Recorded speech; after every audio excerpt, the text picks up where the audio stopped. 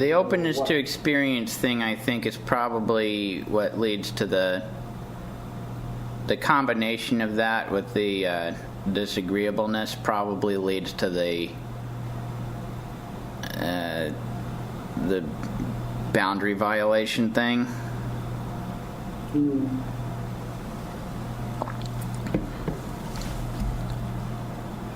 I don't know. At what point do you separate personality type from personality disorder type? Well, that's a good question. It's sort of a line in the sand, I think. I mean, I think insofar as this breakdown goes, with 16 types, some of the types of shades of personality disorders inherent in them, maybe all of them, but some certainly more so than others. Architects in general, actually, the only statistically significant correlation that I've found in the literature is between the architect personality type and schizoid or schizotypal personality disorder. But it's pretty strong.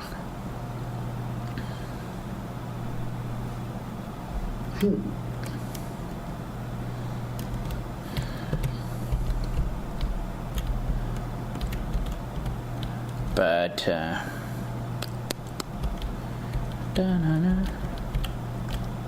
Sure, I'm Gandhi now, but imagine if I could be Martin Luther King. would that be better? Probably.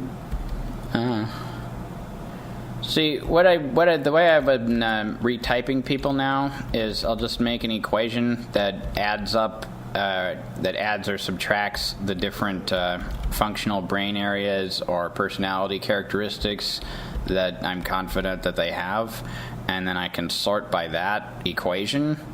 So the ones that match it best come out on top, and I can then look through the different functional brain areas and say, oh, on second thought, they definitely don't have, that high of functioning in T3 or whatever. And just see what fits. And still kind of guesswork unless you actually have some, hard data to back it up. Right, you'd have to have a toehold at some points, and some people provide some easy cheats. Like there's some weird little things that only one personality type has. Like architects have this peculiar aversion to eye contact. Composers have this thing where they'll get into a loop of apologizing and then reiterating the thing they were apologizing for back and forth because they have this odd inversion where their T5 is only active when they haven't received feedback, and then as soon as they get it, it turns off. So Steve does that, so that's how I know that he's one of those. And his personality matches the other bits of it as well, but I'm pretty confident about that. And then once you establish those people, it's a lot easier to figure out the rest relative to them. But it is still guesswork. It's just better guesswork. And in the cases where I've managed to talk to the people and like they've done their personality type themselves or whatever, the current guesses are, to the best of my knowledge, at least in agreement with those. Some of the patterns are peculiar and seem like the thing about the equation is that I type in the equation. I say, all right, that seems like a decent equation for, specifying what I know about this person. Let's see what personality type comes out. And then the one that comes out will be one that sort of surprises me, that I wouldn't have just, my eyes wouldn't have stuck to if I was just scanning down the list like I was doing before. And in some cases, the pattern that will come out of it will seem like too blatant to be something that I would have done by hand. I would have said, no, that's, they can't how likely is it that all the doctors I know are the same personality type? That just seems too simple. But that's what it says. Maybe because you talk to them about their work too much. What do you mean? I mean, a doctor. What do you talk about with this doctor? What doctor? I know. Your hypothetical doctor friends. Oh. I talk to different ones of them about different things. But it's all medicine stuff. No. So I guess not yet. No. Well, she's not on here. I guess she's technically a doctor. But all the doctors are your doctors, right? No. 3 of them are, and then one is Daniel Ingram. Daniel's got a special case. Yeah. But Andy Moore, my psychiatrist, Dr. Bone, my pediatrician, Dr. Tinnen, my chiropractor, and then Funga as well, who's a pharmacist. He's not a doctor. That's true, actually. Well, is he? No. What? I think he is technically a doctor. Did he go to actual medical school? Well, he's a doctor of something. I don't know. Maybe he has a PhD, but...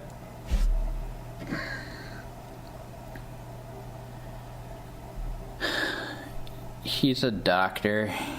He has doctoral skills. He doesn't really seem quite like a real doctor, but both in a good way and in a bad way. In a bad way in that he sort of flies by the seat of his pants a lot and doesn't really back up the things he says with much in the way of actual facts that are true. But he's also willing to go into that space and just sort of snowball about stuff that's a little bit outside the box of normal medicine, which I appreciate. But he'll put ultrasound gel in your hair and tell you that the key to better posture is to walk like you're in a 70s sitcom or whatever. And he sounds a lot like Andy Dick. So he's a difficult person to take too seriously. But then I have Funga and Viovis also in this personality type. And I'm still a little bit uncomfortable with that because those two are very... they don't really express themselves very coherently, And the personality type is supposed to have very high activity in precise speaker. And indeed, the doctors on the list talk very precisely. But the truth is, Funga and Viovis can talk precisely when they want to, or when they're talking about something they actually have expertise in. It's just not their style to do so. But, if Funga starts talking about drugs or whatever, he sounds very... Doctory, yeah.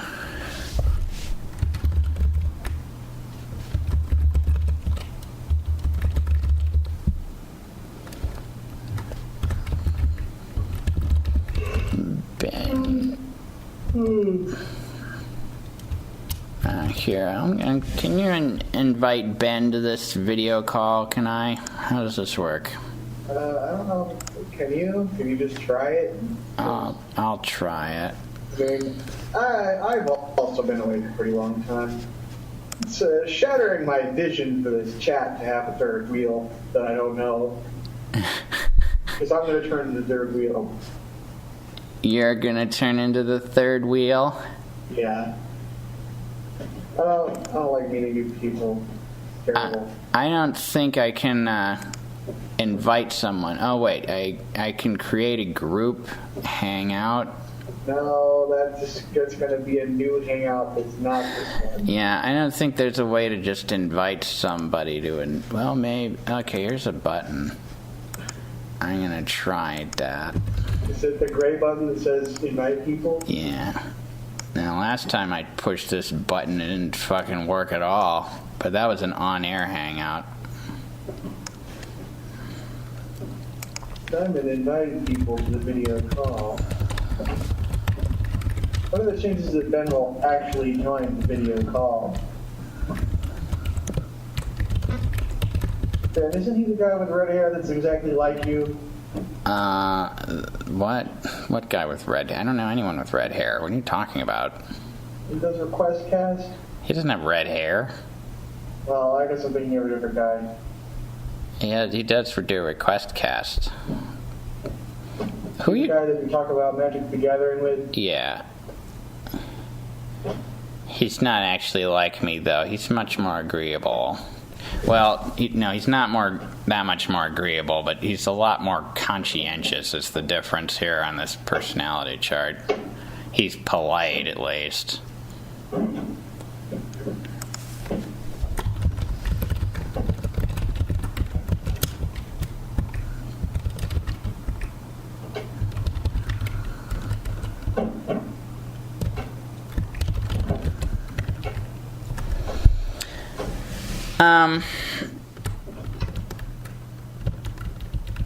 Yeah? Where was I? Oh, so, but on the whole, I do think that fits pretty well. It seems a little bit suspicious that I would know so many INFP types with these doctors and that, but I suppose I would seek them out, given they're one letter off from me and similar in a lot of ways. So, the percentages of people of different types I don't think is really as useful as it seems like it might be in guessing the types of people you personally know, because we select for the people we know, or they're selected for us by genetics, such that clustering it's very skewed. In a true random system, though. Well, even given that, I mean, it's healer is 1% of the population, supervisor and provider are 18% each, and I know only one supervisor and no providers at all. No, wait, I do know one. My grandfather. Todd is a supervisor. And I was wrong about my brother. He is actually the same personality type as Zamros. ENFJ. Martin Luther King. The type that I thought he was, promoter, which is the other one that has the F3, F4 activity like I do. The inverse stack of mine? Is it? Let's see. You were thinking he was... Yeah. That was why I said yeah, the inverse stack of yours. And the inverse MBTI type as well. Your INFJ is... I thought he was ESTP, but that type... which is the one other than me that has the F3, F4 activity, the deductive analyst, the expert classifier, turns out to be like Eliezer Yudkowsky's type, I'm pretty sure. And a bunch of other people here as well. I got Scott McCloud in there, Oyvind Thorsby, Patrick Shaughnessy, I think, Triangle and Robert. Yeah, well, I think typing somebody probably requires a little bit more intimate knowledge of the way they work. I don't know if you could do it just based on their internet presence. Well, some people have more of an internet presence than others, and I have met Scott McCloud in real life. Yeah, but you don't talk to him on Google Hangout. I don't, it's true. But, if somebody writes an entire book in first person and it's a comic, it gives you a fair amount of insight into them. Yeah, I guess that's fair, but I still think that it... Or just writes the sheer amount of words that Yudkowsky does. Jesus Christ. It's a very public image, and... right. Would you say that my public image is different than my private image? No. I act very differently than... Not really, no. You don't think so? No. And I mean, you even have comics about you. They don't happen that often, but when they do, I think that you paint a picture of yourself that's fairly accurate. I just don't want to be one of those webcomic authors that makes themselves look better than they really are.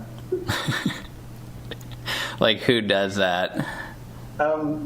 I guess it's just the Control Alt Delete guy. I don't even really remember which comic Control Delete is, other than a comic that was popular in the 90s that I never really read. I think Penny Arcade people try to portray themselves as better than they really are. They certainly have much cooler hair in the comic. Oh, that's for sure.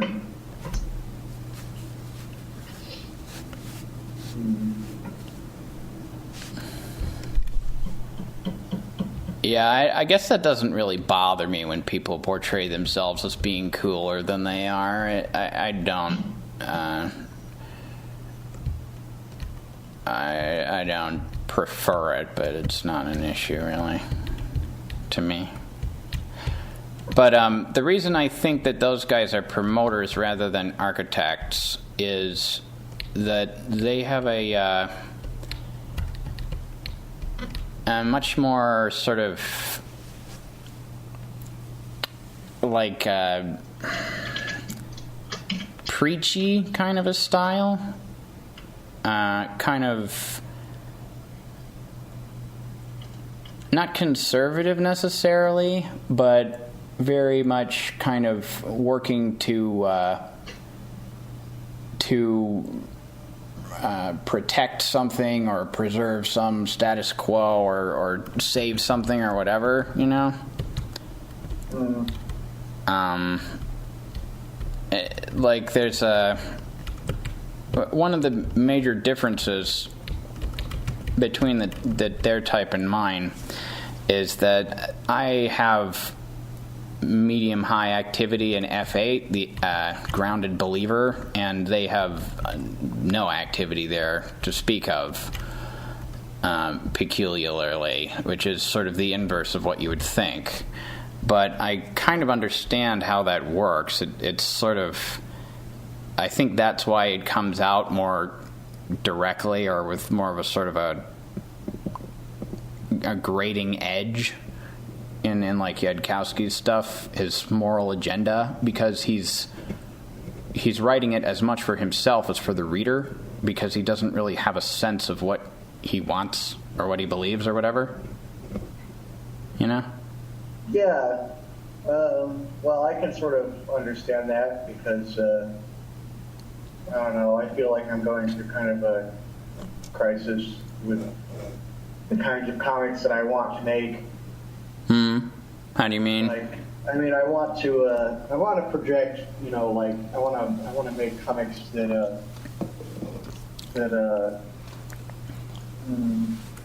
I can't think of the word, but that use my ideals of, like, you know, a world where people are nice to each other. I know that's an impossible dream, but I wish I could promote those kinds of ideals, but I can't because they're not funny.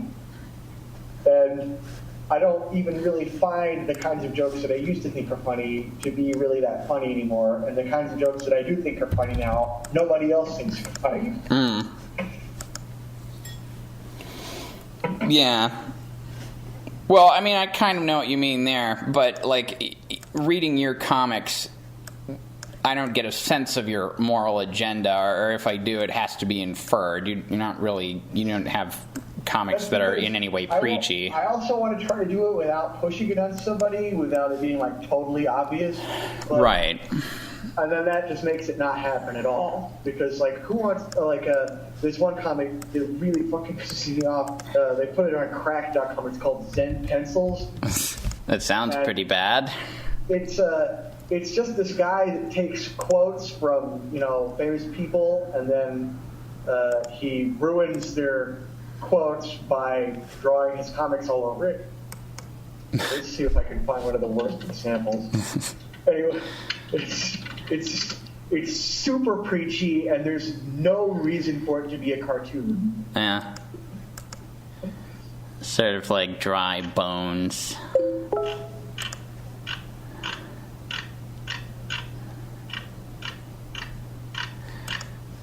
Oh man, oh god, this is so preachy. It's about, like, people are on Twitter so much they don't pay attention to their kids. And it's like, look how far he takes it, where he's like, in the last panel, he's got the guy, like, in the same pose as the heroin addict that he finds in the toilet stall. And, like, his arm is in the same place as the needle. Whoa! He's injecting Twitter into his arm.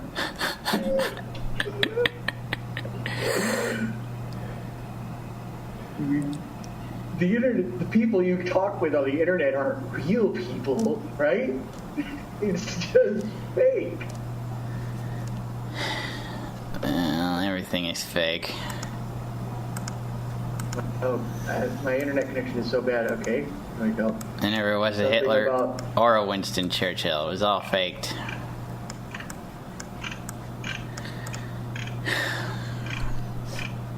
But, yeah. You shit about not liking advertising and being a cartoon guy to be with your daughter. What the fuck? Fuck you, Zen Pencils. People need to make money to raise their family.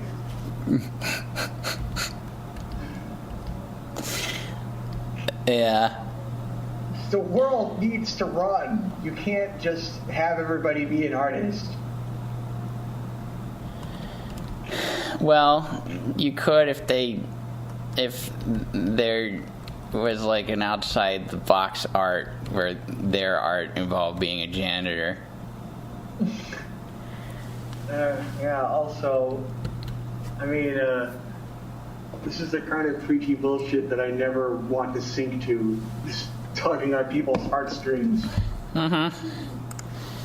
To prove how moral and up your own ass you are. Yeah. There's no subtlety here. He does not understand the meaning of subtlety. Well, I mean, the thing is, I think subtle, he wouldn't be successful. It's a combination of two things. One is the fact that there's no activity in the grounded believer, so he has to be explicit in order to keep track of what it is that he's advocating. And then two, the promoter type is not terribly open to experience, so the agenda that they're pushing is typically a conservative and thus a recognizable one. Whereas if I'm pushing a moral agenda, it would be rare for someone to even recognize it as a moral agenda, even if I was explicit about it, because it's just not something that is on people's radar as an ethical position one might take, or the equivalent of one. Oh, yeah. But your assessment seems to largely fit, and I would say this guy is probably a promoter too, although I haven't read enough of his stuff to say that with a great deal of confidence. They also tend to have a sort of a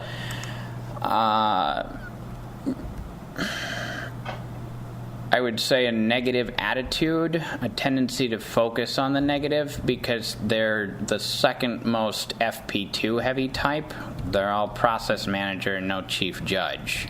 So, like, Yudkowsky would do a lot of posts where he'd be like, you know, you have to face the despair of, you know, the choices, and let's consider all these unpleasant hypothetical situations. And it's like, what's productive about this? But it just comes naturally to him. He thinks that that's the way to do things because that's how he thinks.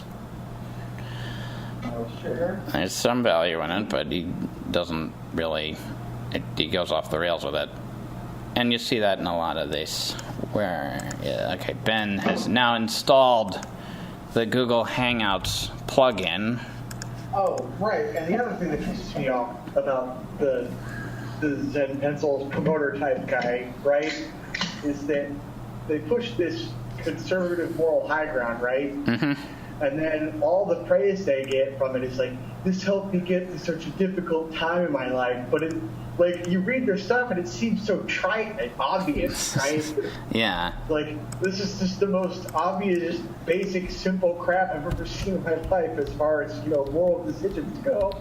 Yeah. But when somebody's like, wow, this really turned things around for me, it's like, How stupid do you have to be for this to be the turning point in your life? Right. Well, I mean, your type has high activity and grounded believer as well, so that there are people who don't have that, and for them, explicit moral instruction is helpful in a way that it just seems extraneous and annoying to us, I guess. I just don't have the experience with it. Yeah, well, I mean, I think there's some... Oh, you know who is another person like this who I hate? Is the guy who draws virus comics. Oh, yeah, okay. He's the next on my list. He gets a lot of shit on the 4chan CO board about, like, how he could be pretty good, but he's so preachy and episode-ass that, like, he can't make a good comic to save his life. Like, if he could just tone down the preachiness, he would make a great artist. But he can't. He absolutely just cannot turn it off. Also, every comic that he posts on crack.com is just about how he hates a certain band. Like, I can't even remember the name of it. It's some shitty rap rock band. But...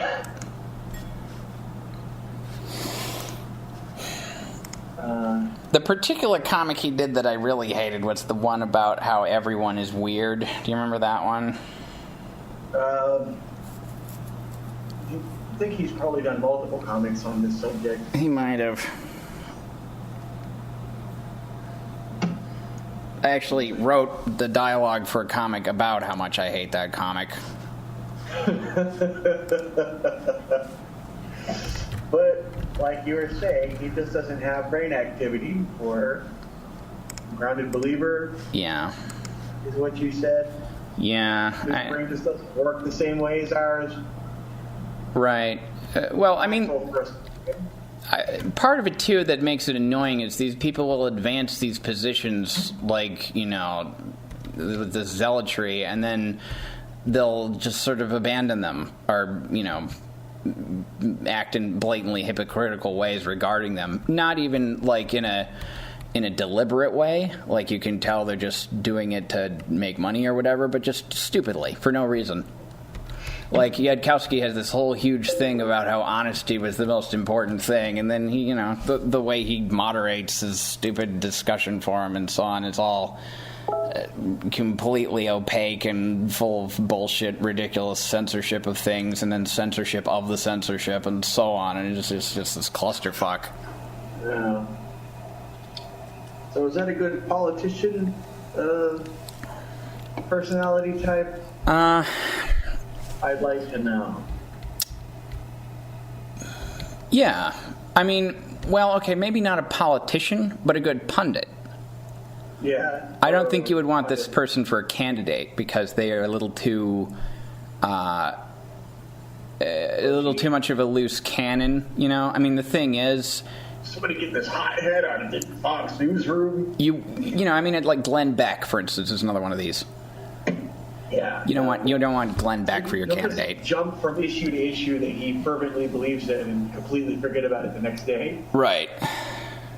And, like, if you look in Glenn Beck's history, before he was a conservative talk show host, he was any number of other things, like weird things that had, like, completely different political philosophies. It's very apparent that every personality he's adopted is essentially just like a suit he's putting on.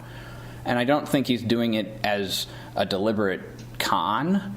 I think he just doesn't have any F8 activity, and so he moves between these things.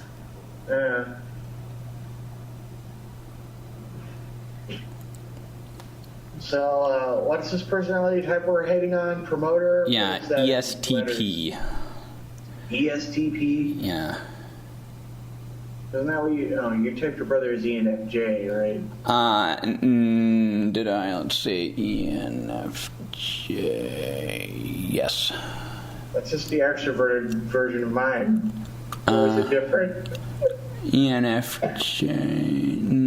Yeah, yours is INFJ. But it doesn't have the functions are basically just the first and second one are swapped, and then the third and fourth one are swapped. So,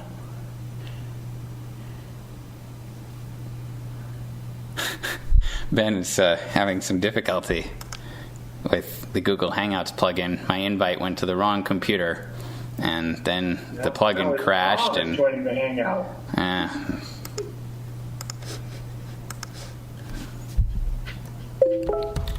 There's something Fungus said once, which has been running through my mind a lot recently.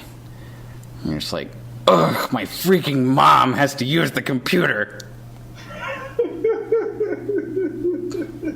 He was like, ugh, flimsy.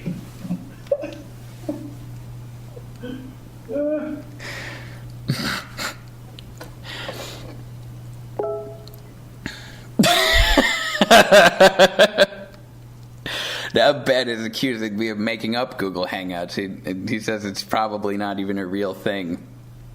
He doesn't have Chrome installed, because I'm almost certain that Google Hangout won't work properly except on Chrome now.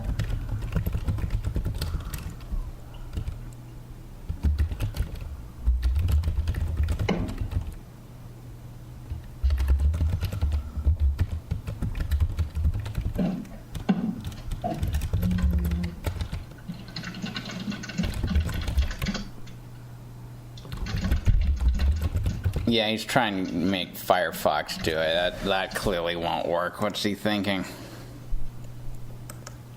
Yeah, using an internet browser to use an internet browser plugin. Just like some sort of noob.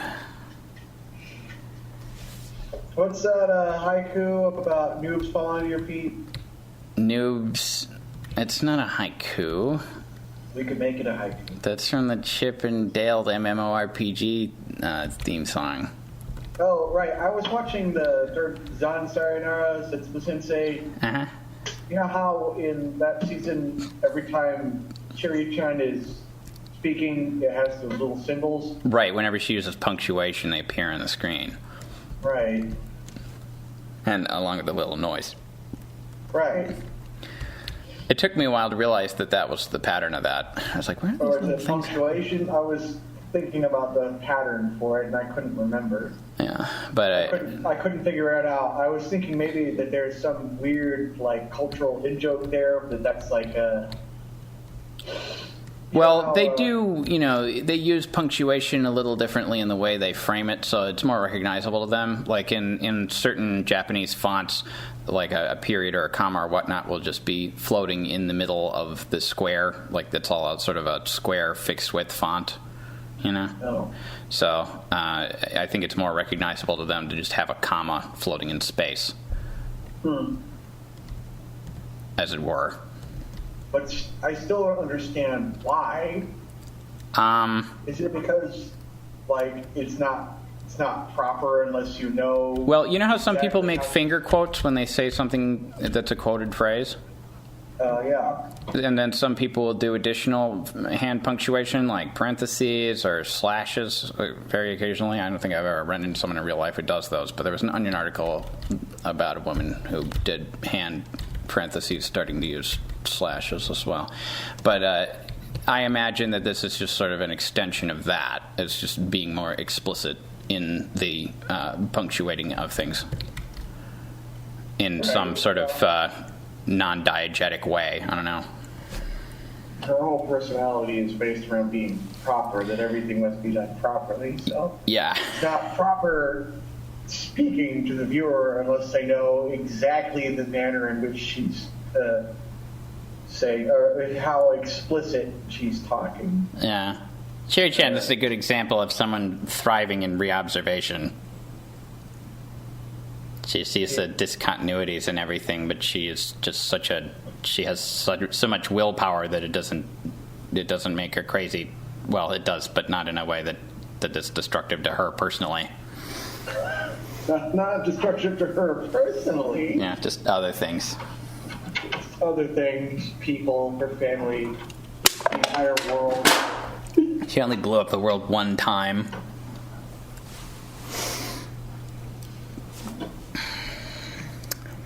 How is that a positive example? I wasn't making a positive example exactly. Just, Though I think blowing up the world is aspirational. I think that's something kids can can benefit from as a role model. Yeah. But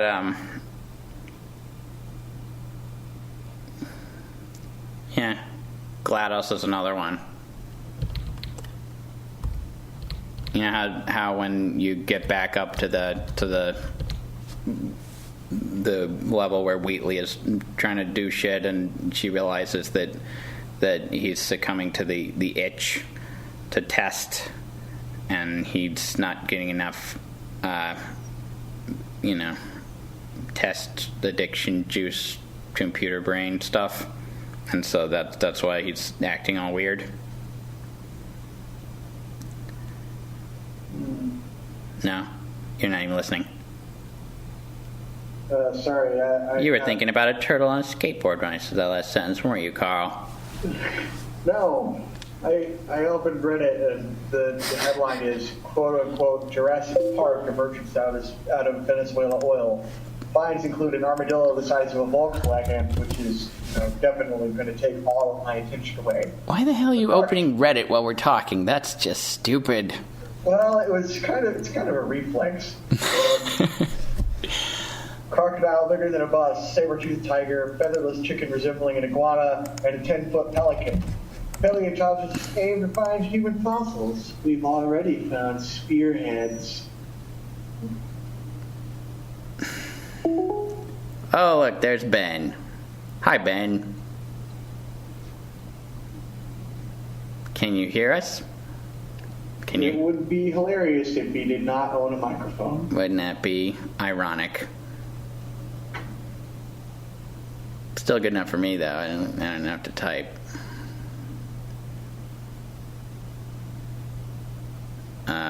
Type something if you can hear us, because we can't hear you. Right. I don't think you can hear us. I don't think so either.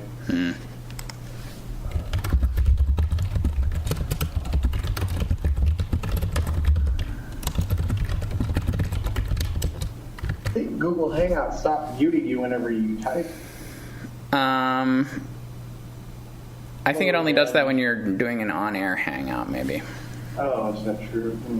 If it's not recording it, I figure. The keyboard is very bassy. You could do percussion on that thing. Oh, okay. He can hear us. Yeah, I saw it. I'm not retarded in my eyes. Yeah, well, you are in one of them. Oh yeah, he doesn't have a microphone. It was ironic. High five.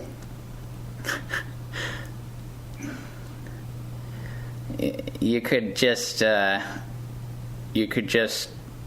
was going to make a Lemma reference, but I realized that had to do with not having speakers, not having a microphone. Ben was talking to us even though he didn't have a microphone plugged in. He might have been. He might have been picking up his mouse and talking to that like Scotty did. I immediately pictured the scene as soon as you said picking up. Yeah, just picking up. Well, I knew you were going to say mouse. I completed this sentence in my head. You're pretty fast. Yeah.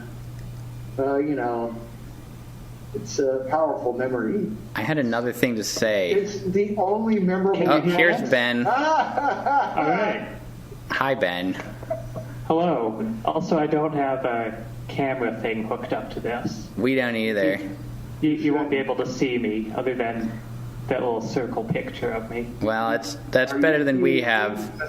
I don't have a camera hooked up either. Scribbit just has a drawing of himself, and I just have a still frame from an animated GIF of a rainbow spiral. You can still do screen share. But it represents my soul, so in a way you're seeing a deeper version of me than either of you guys. Oh. If I stare at your picture long enough, will Ron Paul show up?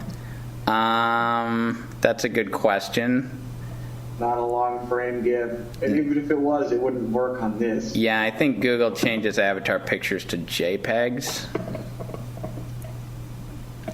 So, Too bad. But in any case, this isn't actually the Ron Paul GIF. That one is even more unpleasant to look at. and it's not a spiral. Yeah.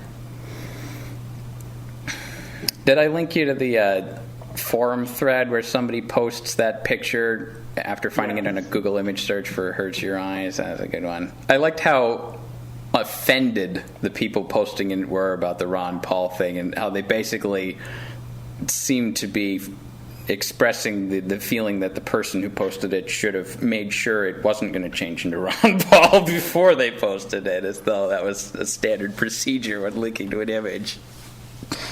Probably should be. Can you hear me right now? Yes, but you're quiet.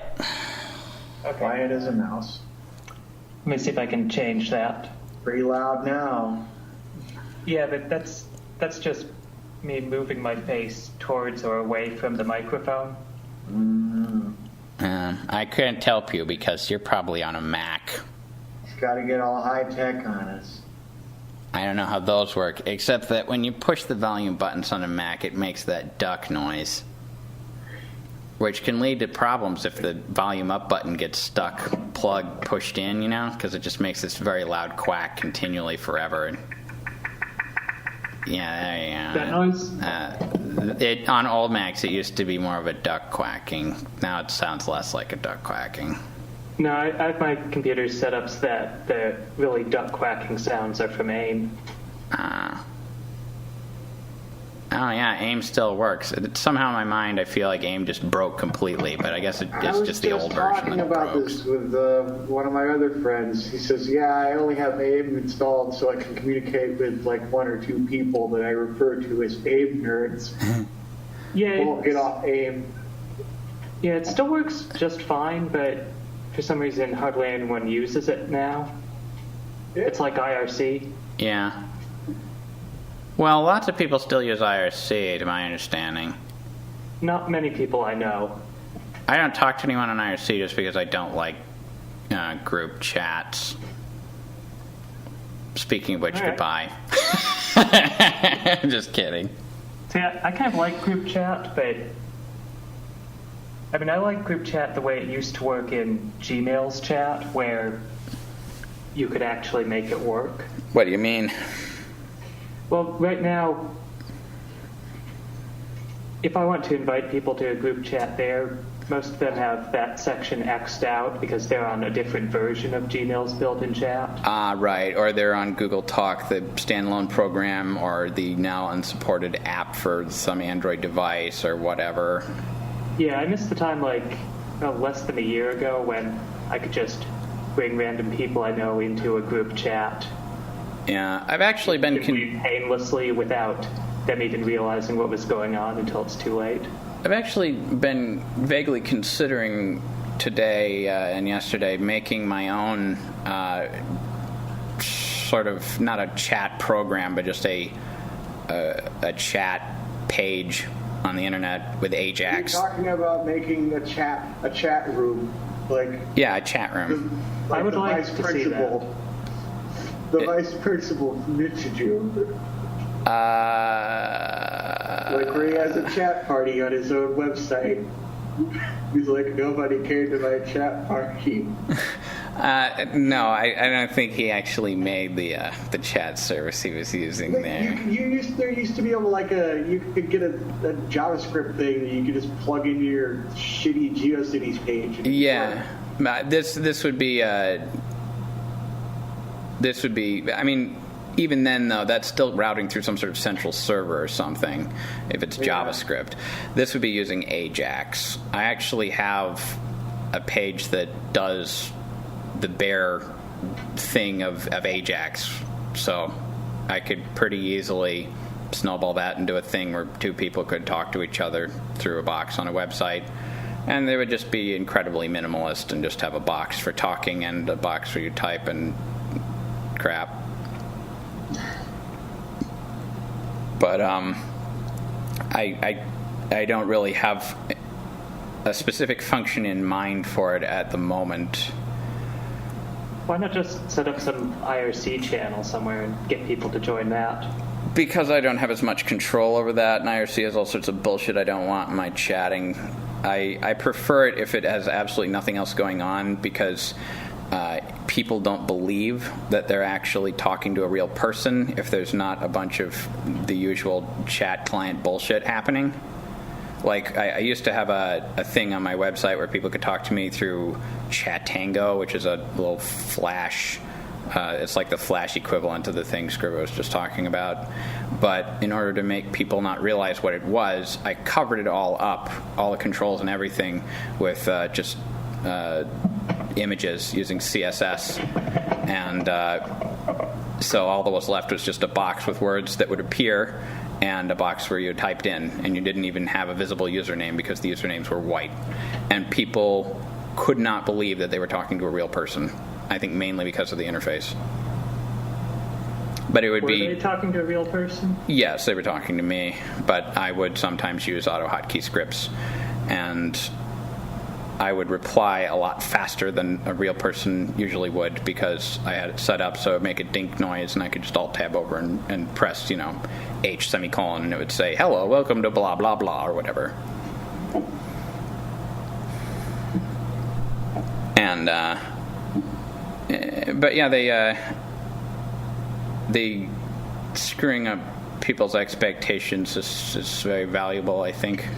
Oh, the other reason I wanted to do an Ajax thing was I have this idea to make like a survey or like a personality test, questionnaire, vocabulary test, just like a weird conglomeration of things like that, and put that up on the main page of Castle's EZT, because it does get a surprising number of visitors for some reason. I don't know why. It's been around for a while. It has, but... Like that old WebSnark comment thread linked to it. Yeah. I probably still get visitors from that, maybe. I don't know. I don't...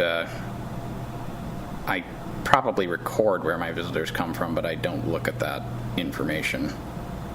Yeah, same here. I don't really care about looking at the information I get. But it just occurred to me that if I'm going to do something with Castle's EZT, it should probably involve interactivity, because otherwise, what's the point? And that something like that might be useful. And in particular, I had a clever idea to have a bunch of questions on there that are things like, OK Cupid's question, what's the most private thing that you're willing to admit? Yeah. If you did a form that looked really low-tech but actually used Ajax, then you could record the responses people typed in and then backspaced. You might learn some interesting things. Well, this is more than just interactivity. You're talking about data collection, which is way more interesting. Well, I don't think that's too different. But then, like, the other part of the interactivity is that if you could have a multi-page questionnaire with Ajax, and then you could, based on the things they type into the boxes on page 1, change what the questions were on page 2. And I think that would really throw them. Or even like later on the same page, they would have very, very few people would realize that was what was going on. Going here. What'd you say? No, I wasn't talking to you. But and then I had the idea to work comics into it too somehow. Like I don't remember what my thought was exactly. I guess this is a little different from the form thing, but you can draw comics so quickly that if you had somebody somehow doing a choose your own adventure, or so you have me on call and you're like, somebody wrote the word rape on my website, I need you to draw a comic about rape really quick. Well, that's not something I would need you to make a custom comic for. There's, in fact, plenty of those by you already. Yeah, but it would have their name in it. Written. Yeah, that's not going to impress anyone. You need to be more subtle than that. I'm thinking more like Sadie Mae kind of shit, remember? Yeah. Or those people in the fake text adventure with the bucket where they demanded to know whether they were male or female, and they kept trying to touch their genitals and stuff. God. Those terrible people. but that's a little, I guess that would probably be better just to do with that browser history snooping CSS hack, and then stick some comics into what looks like just a normal archive of comics. Anything that's overtly interactive is going to raise eyebrows. If there's seems to be customization going on. But if it's not even on people's mind that the thing could be looking at what they're doing or whatever.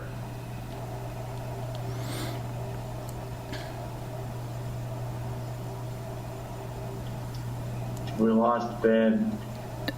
I'm back.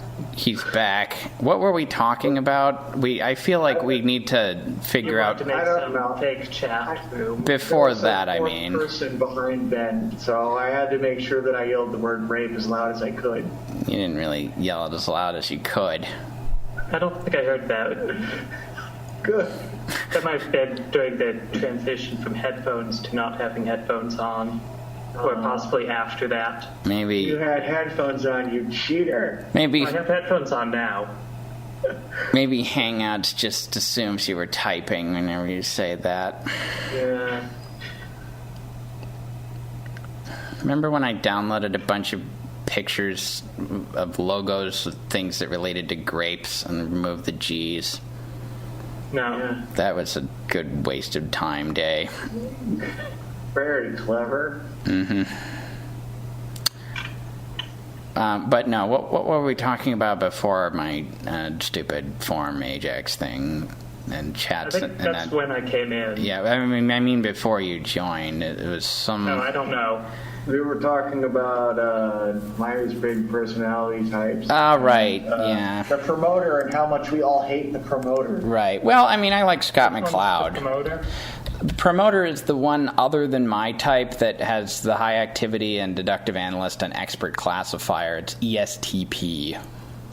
Right, but the promoter often pushes a moral agenda, but Scott McCloud doesn't push a moral agenda. His moral agenda is making comics. Right. Well, he does push it as a moral agenda. And that's what makes him not as annoying as Zen Pencils or Virus Comics. Yeah. But you'll note there's still a fair number of people who find Scott McCloud intensely annoying. Well, even I think he's kind of intensely, well, not intensely, just kind of annoying. I mean, you got Christopher Straub as that whole parody of him with Lance Sharps. Although I think Christopher Straub is probably a promoter too, actually. That's why I think he's gone downhill, because I don't really see him doing any work like that anymore. Yeah. Well, Checkerboard Nightmare was a lot better than Chainsaw Suit because it was more self-aware. Yeah, well, see, that's what I mean. He's not putting himself in his comics anymore. He's taken the personal touch out of it. He's just like, oh, I'm wacky. Also, here's this shitty horror comic that nobody reads. Yeah. I actually really like Brood Hollow. I haven't read it beyond the Anything first like Checkerboard Nightmare. strip or something. I'm not saying Brood Hollow is bad. I haven't read it. Yeah, I haven't either. That's why I'm making fun of it. I didn't think Starslip Crisis was very good, though. It Yeah. had its good points. It was actually, in a roundabout way, the inspiration for Terror Island. Was it? How's that? Lewis and I were active on the Starslip Crisis forum, and we made some little parody strips about the forum people, like just crude edits of Starslip Crisis strips. At some point in that, we decided to try making an actual webcomic. I think I was banned from the Checkerboard Nightmare forums. I can't remember why. You disagreed with his girlfriend. Oh, that's right. I don't remember about what. It doesn't matter. Yeah, I think you broke up with her anyway. I probably should have been banned from the Starslip Crisis forums, because I think Lewis and I actively drove away a lot of people who otherwise would have been interested in the strip and the community. Yeah.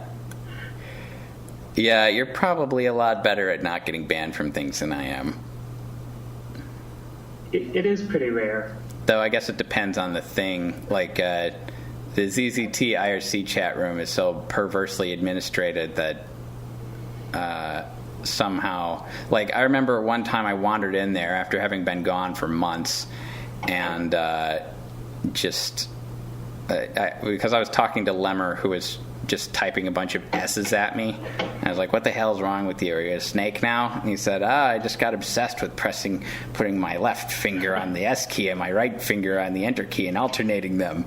And he has OCD. And I was like, I just did try that. Right, so then I went to the ZZT IRC channel and did that. And after doing that for about 3 pages, I was opt. At which point I kick banned everyone and left. And I was like, is this what it feels like to be Lemmer? It pretty much is, I think. But yeah. Did I ever tell you about the time I got banned from Wikipedia before making any edits with the account? No, how did that happen? Okay, the username I chose was the ST ligature, which for some reason is a single character in Unicode. Oh. And they apparently have some rules about what can be in your username. So I got automatically banned with the message that I had non-Roman characters in my username, which wasn't actually true. It was the Roman alphabet. You should have filed a complaint. I did argue with them on the talk page for this account, but it didn't come to anything. I see. I think that at least should have probably been preserved on. Well, I guess it's not technically an edit war, but Wikipedia has a great page that's just about the stupidest edit wars ever, where like hundreds of people are banned over an argument about replacing white space with a different kind of white space that's completely invisible in the articles. Like whether to have one space or two after a period. I don't think it was that. It was something that you literally could not tell the difference between. Well, you literally can't tell the difference with that. Oh, yeah. It all just collapses it down. Well, I guess you can go out of your way to make it display as two spaces. you could put a non-breaking space in. It wasn't that, though. It was something else. It had to do with some kind of templates or something. There's a lot of great, terrible edit wars on there, though. Stuff about dates and date formats and like vampires. I wrote a trailer for a film based on one of them. Let's see if I can. Oh man, I just was imagining the fishing bear one. No. No, that wasn't you. That was citation needed. But no, damn it! I was imagining somebody writing an entire webcomic, like Homestuck link webcomic, that's in the same format, but it's just about Wikipedia war edit works, right? Like, there's none of that magical adventure shit. It's just about edit words. Just pages and pages and pages of pester logs of people arguing each other over the Wikipedia edit. That would be pretty good.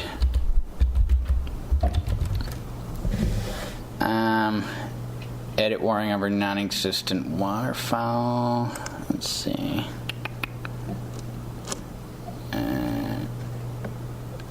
List of fictional ducks. You read that right. Edit warring over non-existent waterfowl. Page protections. Admin interventions. Accusations of vandalism and sock puppetry. This is actually quotes from a log of me talking to you, apparently, that I pasted to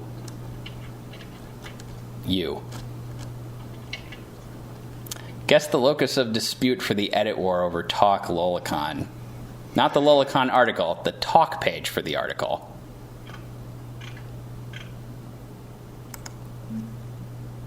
No guesses? I thought you were going to read us something. It's an argument about who was violating the 3 revert rule. It was an edit war over whether the template at the top, announcing that the article was speedy kept after an articles for deletion debate lasting less than an hour, should include the word Zoom to exemplify the speediness of the process. It was kept in until finally being supplanted by a note in the archive box template. I just checked, and unfortunately, the talk page for my ST ligature user no longer exists. Yeah. That's... Did you check that, right? no, I just assumed tell you it wouldn't have username. because it's a talk page on a deleted page. Yeah. User Arminius left the template test message on the anonymous user's talk page. The anonymous user removed the test message. A 3-hour, 25-edit war followed over whether or not the talk page should include such inflammatory messages as test and welcome notices. Edit warring about this edit war then proceeded onto this very page. Other admins were called in to look at the situation, and after careful analysis and fact-checking, it was determined to be a very lame edit war indeed.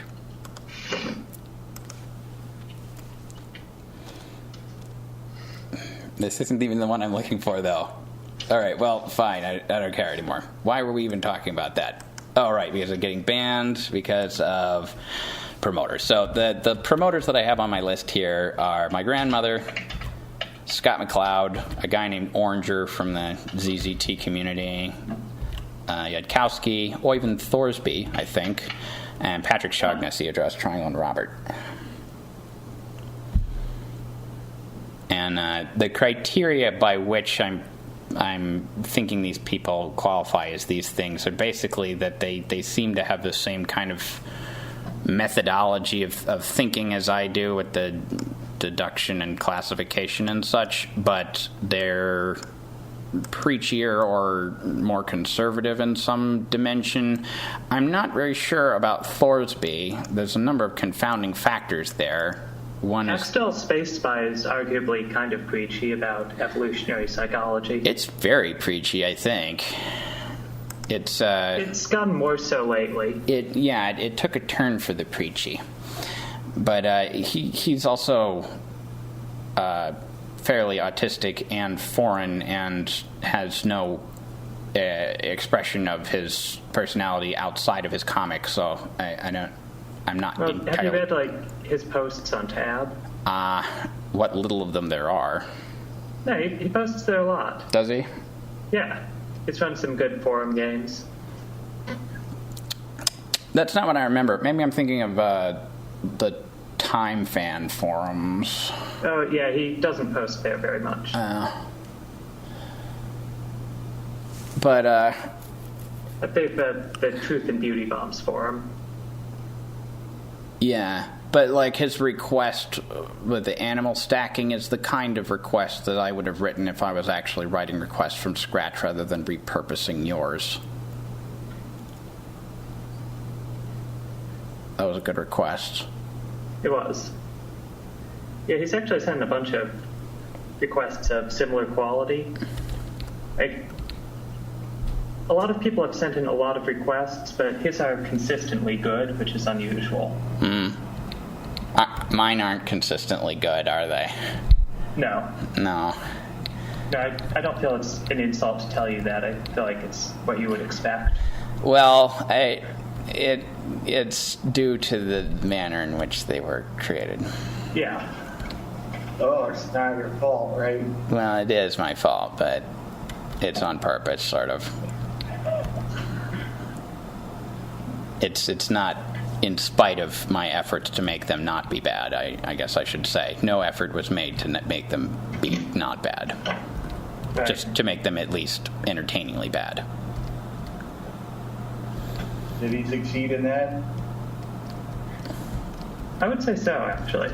I don't even remember what I sent. What requests have I requested? You sent in a lot of ones that were from Request Comics requests, but with comic changed to podcast. Yeah. Cases that was very interesting. Do a guest podcast for dinosaur podcasts. Yeah. Wait, who's the foreign guy that's the promoter that you were talking about? I totally missed that. Oyvind Thorsby. That's who I guessed retroactively. Yeah. Halfway. Yeah, the Hitman for Destiny guy. Yeah. He might be an architect, though. I'm not sure. Wait, his comic is about evolutionary psychology? Yeah. Kind of. Largely it is, yeah. Yeah, Hitman for Destiny I liked more. Yeah. Hitman for Destiny was a better comic pretty much all around, I think. second season's never as good. Well,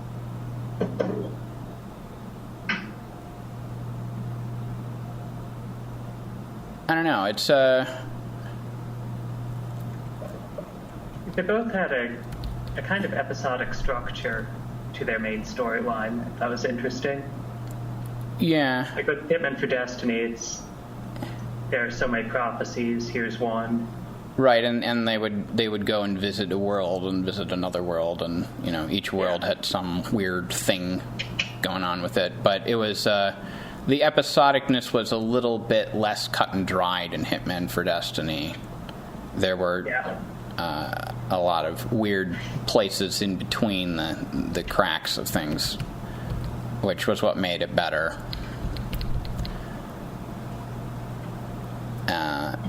That and being less preachy.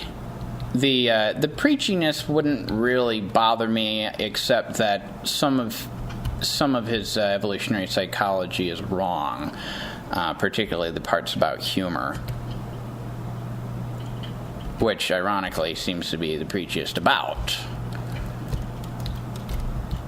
or the most undeservedly preachy about it. I mean, being preachy about not starting wars seems at least defensible. Yeah. And It's that part where characters are frustrated in their efforts to prevent wars by someone who is stubbornly a creationist. yeah. And I have to say, I rolled my eyes at it a little less once it was clear that this was being used to set up one of his comedy of errors plots. That the whole fate of the planet now hinges upon this ridiculous Mistaken identity. right, pretending to be the translator and the interior decorator at the same time while seducing the president nonsense. Yeah, that is where he shines. Like that set piece in Hitman for Destiny where they're on the boat was one of the high points. Right.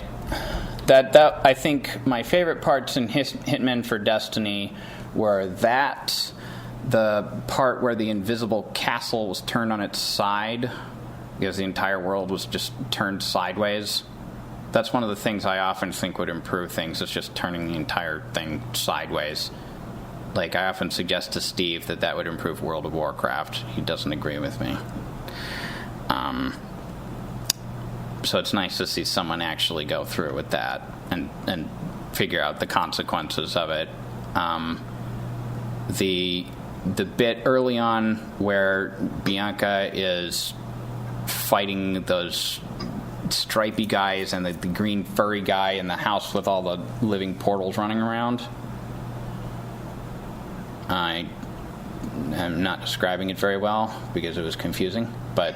Oh, no, the one with the acid pouring out through the portal, cutting through the floors. Right. That was good. And what was the other thing that I think of? Oh, the part where Fusk and Bianca both had handguns but didn't know which one was loaded. Yeah, that's useful as a metaphor. It was very useful. It's a surprisingly interesting situation in the way it plays out, given how simple it is. You would think that would occur in prior fictional works, but I don't think I've ever seen it before. It's one of the things that makes me wish more people read Hitman for Destiny, so that were kind of a touchstone that I could refer back to more easily. Uh-huh. Yeah.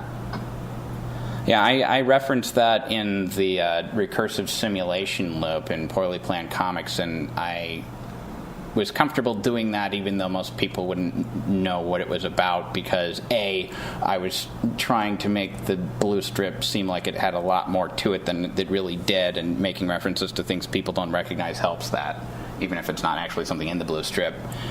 And B, I think the way the metaphor worked was pretty self-explanatory. I mean, really, if you're clever, you can think through the consequences of, the idea of people having two handguns but not knowing which one is loaded, pointed at each other, and pretty much figure out the whole thing. Right. Yeah, and the key is both of them not knowing. Yeah. But I like really simple situations like that where you have a novel puzzle or system that's set up with just a few ordinary pieces, like the puzzle in Myst in the Stone Ship Age, where you have to pump the water out of this lighthouse and then go down there and drain the water out of the treasure chest and then pump the water back in order to make the treasure chest float up to the landing where the key is chained to so you can unlock it. Just, it's not as though you have to poke around with the puzzle in order to figure out what the red button does and the green button does and so on. It's obvious from the basic structure of it, this is a key, it's on a chain, it's attached to this, so you can't move it beyond this point, and this is a thing that, and then you can just work out how the puzzle works based on, not even anything fancy involving Encyclopedia Brown's memory that, water freezes at 32 degrees or whatever, but just the basic things about water and wood and air and so on that everybody knows. There aren't a lot of puzzles like that. Isn't that how that universal IQ test is designed? What do you mean? It's supposed to be... Oh, you mean Raven's progressive matrices? The IQ test that is supposed to have no cultural references. Yeah, that's Raven's progressive matrices. Okay, that's the one. Yeah, I mean, that one less so because... the right answer in Raven's progressive matrices is arguable, whereas with something like the handguns, if you get the wrong answer, then you die and you get shot or whatever. So it's not really a matter of debate. It's just, more of a action than consequence versus a right-wrong answer thing where you have to have somebody judge it.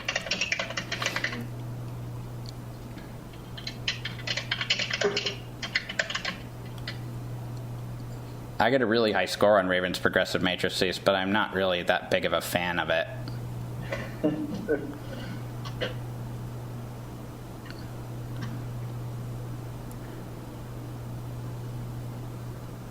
Just because I don't like things where the right answer is a little bit arguable. Somebody on Facebook said that my work reminded them of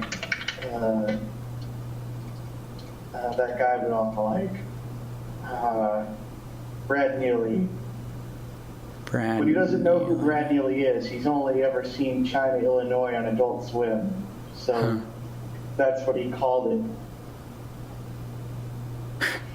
I haven't seen that. Is it good? It's bad up until the last, it feels like China, Illinois is an incredibly fast-paced show. And it just feels really, really different from the rest of Brad Neely's work. It's really sort of at its own pace. Yeah. I mean, the Crease comic shorts, they're all pretty slow. He has a very lackadaisical style. Yeah, but China, Illinois is a 15-minute show that it tries to do the Harvey Birdman thing, where they have tons of stuff happening all the time. But it doesn't have a lot of stuff going on in the background. Yeah. So, instead of... So more like Yagu Manga Biori then. Yeah, but not as successful because it's not Japanese. Is that why? I think so. I think you can do different kinds of jokes in a Japanese comedy show than you can in an American comedy show and have to be successful. Is it maybe just that because it's in Japanese you have to read the subtitles and so it's sort of the equivalent of a lot of shit going on in the background? It keeps your eyes busy as well as your ears? That could be it. I think that's probably what it is. Because you're right. Imagining Gagu Banga Biori in English, it doesn't seem like it would be as good. Yeah. Imagining China, Illinois in Japanese makes it sound better. Hey, somebody put a bunch of S's in this window. Yeah, I want to see how that would be based on the description of the process. I don't really get anything out of hands.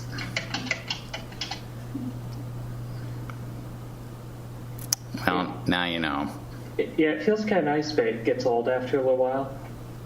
Yeah, he was actually pressing S for longer than that, so it'd be a bunch of S's and then enter. Not that it matters at all. Combination. Yeah. to be fair. Well, he held down enter for as long as he held down S. It just doesn't do anything beyond the first push.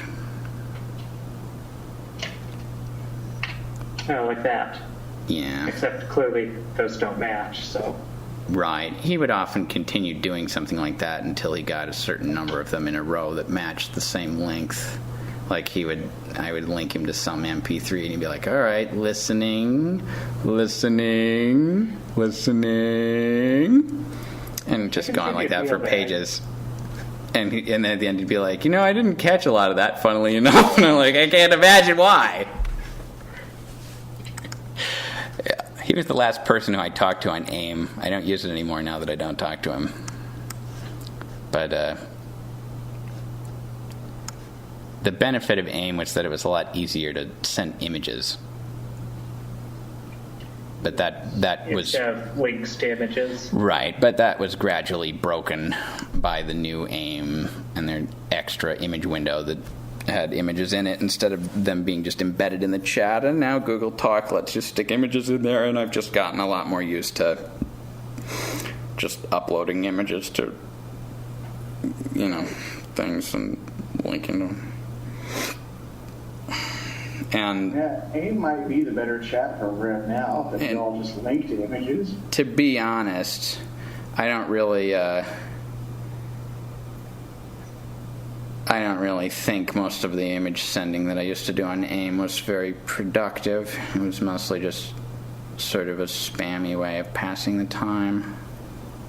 Are you going for productivity, though, with any of your chatting habits? Yeah, in a sense. I mean, it's all a bridge to nowhere, ultimately, but the images just, were dead ends for the most part.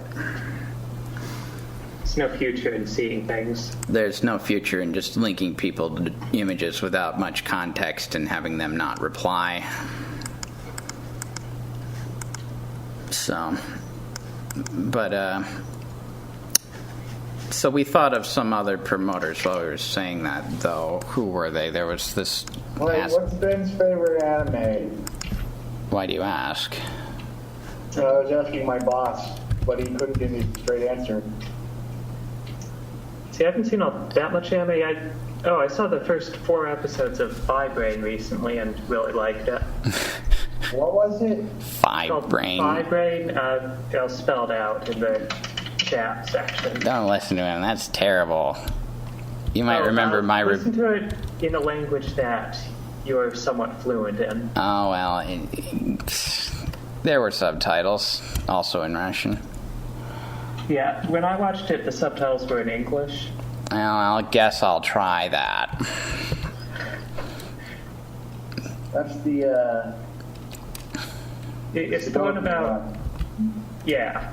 It's one of those animes where everyone is really obsessed with a particular thing, and in this case, it's puzzles. It's the one with the goggle-head boy who's diabetic, and the girl only knows how to roundhouse kick him in the face and stuff, and he has to solve mazes and things. right. Yeah, that's a good description of the visuals you would have seen in the first episode. Yeah, and there's actually a pretty nice-looking puzzle at the end with it looked a lot like the organ room from the House on the Rock, which you have been in, I believe. I don't think I have. Not Ben. No, you guys never took me there. We didn't? Nope, you kept talking about it, but we never found the time. Oh, really? Well, you should definitely go next time you come up here. It's great. I don't know when that'll be. It's, I meant him again. Oh. You don't want me to see this thing. Well, you should too. It's great. Okay.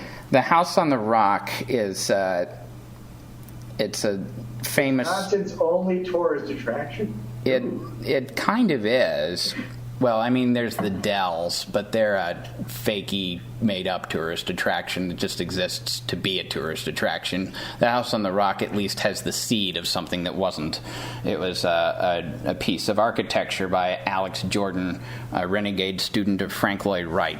And he built this lovely, architecturally amazing, elaborate house. It's best known for its profile because it's way up on this rock, not like a hill exactly, but sort of it's like a very steep hill, rock, cliffy thing in Wisconsin, out in the middle of nowhere, and it has this thrust or something, I don't know what you call it exactly, that juts out into space for a considerable distance, and on the inside it's called the infinity room because it narrows to a point and it sort of looks like a hallway that just goes on forever, although not to a hideous degree exactly. But is it like the infinite hallway at MIT? No, not at all like that. That's considerably longer and just actually long. It is actually finite, though. Yeah, this just goes to a point, so it looks like it's very long. But it does go out into empty space, and then there's just this giant drop beneath it. There's big windows on both sides. The notable thing, though, is that Alex Jordan was a collector of various stuff, like a lot of different kinds of things, and so his collections are displayed along with the house. Some of them in the house, it's just completely full of knickknacks and stuff, but like he had collections of fake limbs or ancient guns or dollhouses or Matryoshka dolls or whatever, and it just goes on and on and on. There's so much of it that it doesn't at all fit in the house, and so there's these warehouses full of stuff, and you travel between them in a way that's very unlike a normal museum. First, because everything is completely crowded together. There's so much of it that there's not enough space to give everything its own little pedestal and, description and stuff. It's just jammed in there.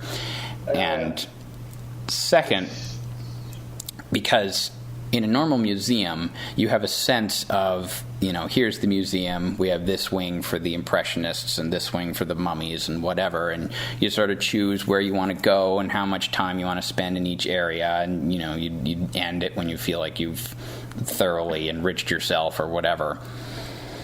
The House on the Rock, in contrast, is completely linear and gives you absolutely no sense of how big it is or how much there is left. And it is enormous. It just goes on and on and on. By the end of it, people are really worn out. They are suffering in a peculiar psychological way that they can't really elucidate, because it is just feels like they're being led to an abattoir or something. There are no forks whatsoever in the path, and it just twists around through all these odd settings and things, and it's there's no break in the sort of visual onslaught.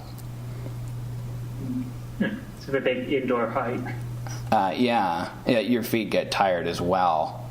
Like, even just to get up to the house, there's this long ramp that I think, and there's a lot of like musical machines, like machines that play instruments, although most of them have broken down and use cheaty things, I think, to play the music.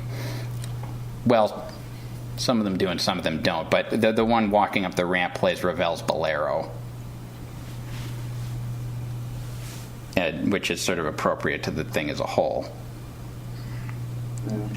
Anyway, the way you describe it sounds a lot like a resale shop that's highly organized. Kind of, except it's nice stuff. I mean, he wasn't a hoarder or anything. All of this stuff is stuff that would go for big money on eBay, and not just to some nerd. I mean, you just look at it and you're like, oh yes, this is something fancy, expensive. Like, he has collections of carousel horses. And in fact, they're all on, well, not all of them because there's a zillion of them, but they're on a carousel. I think it might be like the largest carousel in somewhere or other, maybe in the world. I don't know. God, how much disposable income does this asshole have? A hell of a lot. But and all of his carousel horses are weird too, like 4 Horsemen of the Apocalypse styled things or whatever, and then there's a tunnel shaped like the mouth of a gorilla. There's all these wooden statues of a wizard, like essentially copy and pasted the same statue, but it's just like a life-size statue of a wizard that's just sort of stuck randomly around. Like Rose's mom's house? 5 or 6 times throughout the thing. Yeah, kind of like that. It really plays in with the copy-paste thing, too. Yeah, and it's kind of like that. I mean, there are a lot of just multiple copies of something, and all of this is completely deprived of context. There are no little things that tell you about stuff, really. It's there. And there's a lot of them that are coin-operated, like little things that used to be playing at train stations or whatever, where you can put in a quarter and there's like an old miser in a bed and he gets up and like he's haunted by a demon in his closet and a thing under the bed and there's like a bag of money or whatever, just odd little pointless things. A lot of it is very loud. There's a few stops where you can get something to eat, and they've continued expanding it, even though Alex Jordan is long dead at this point. They just keep adding stuff, so every time you go, it's longer than it was before. I think the new piece is the air and space warehouse that just has a bunch of planes and hot air balloons and nonsense and a fake Rube Goldberg machine. A lot of it is sort of obnoxious. A fake Rube Goldberg? Yeah, it's not actually a real Rube Goldberg. It's not a real one. It's a fake one. It's all, none of the pieces actually cause each other to work. It's just like a chicken lays an egg and a boot kicks a thing and whatever. But I think the most obnoxious room is probably the whale room. It has a life-size statue of a blue whale. Is it fighting a squid? No, I think that's my imagination. A life-size statue of a blue whale hanging in the middle of it, and then you walk up this ramp that spirals around the outside of the room, I think 3 times, and all along the walls there are just cases and cases and cases of maritime artifacts, like old-timey diving suits and blueprints of ships and bottles and that sort of thing. And now and then one of them will have a button that you can push that makes something in it turn around on a lazy Susan for no apparent reason. And there's down on the floor of the room a audio animatronic octopus band that plays an instrumental version of Under the Sea from The Little Mermaid. And of course people are constantly putting quarters into it, so it plays the entire time you're in the room. And it's all kind of like that. And it's very dark.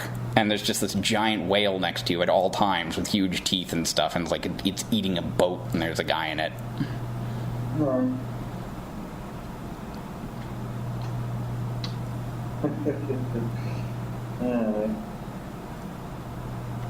But the organ room is called the organ room because it has a lot of pipe organs in it. Yeah. Among other things. Does it have other kinds of organs, like biological organs? No, but some of the pipe organs are fake. They're just like a bunch of pieces of other pipe organs copy and pasted together to look ridiculously pipe organ-y. And there's a bunch of other things in there. There's like a huge ship's propeller engine thing and some sort of... grew up with human parents, so he has to act more Klingon than Klingon because he has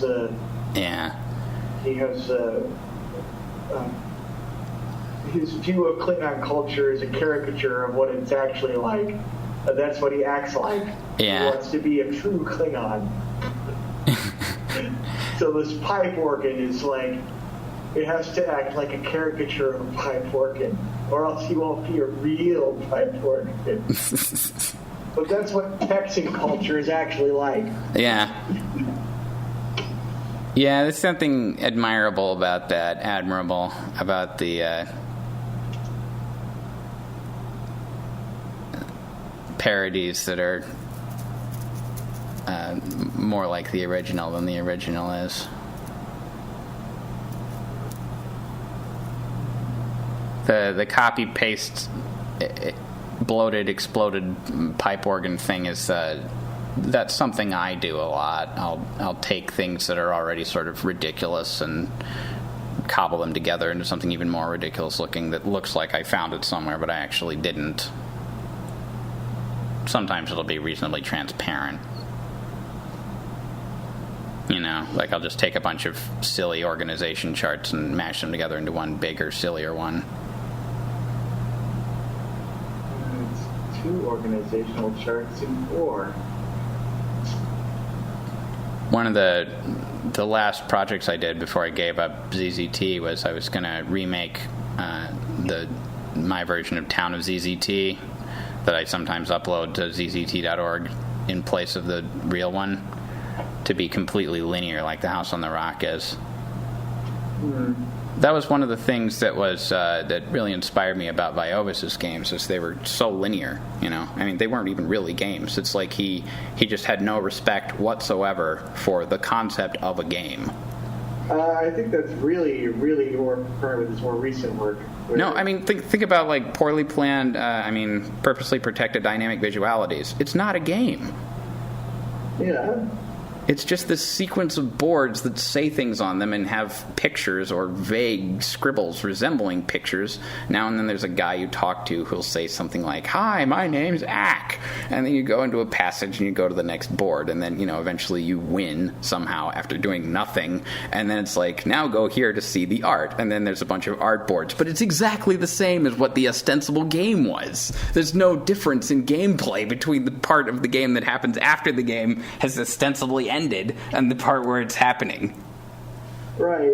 Does that make it not a game, though? There is some interactivity. You move a character around, but there's... You choose to talk to the NPCs? You choose to talk to the NPCs, but there's nothing at stake. There's nothing you can unlock. There are no conversation trees, even. There's no choices of any kind. It's no more a game. Does the game need choices or branching? Well, I mean, if... Can the game be Candyland? Even Candyland has a winner and a loser. In this game, it sounds like you are the winner for playing it. Yeah, you basically are, except that it doesn't even put much emphasis on that, because after you win, 2/3 of the game still hasn't happened. Yeah, well, see... But it's a false ending. But part of what was so impressive about it was that it just feels like purposely protected dynamic visualities goes on forever in a way that most ZZT games don't. And the reason is because you're continually seeing new content and you see it all because it's linear. Yeah. You can't help but explore all of it. Right. You can't miss anything. So I wanted to do it on purpose. So I wanted to remake mine to be like that. And what's the point of giving people choices, really? Sometimes it might be beneficial to give them the illusion of choice.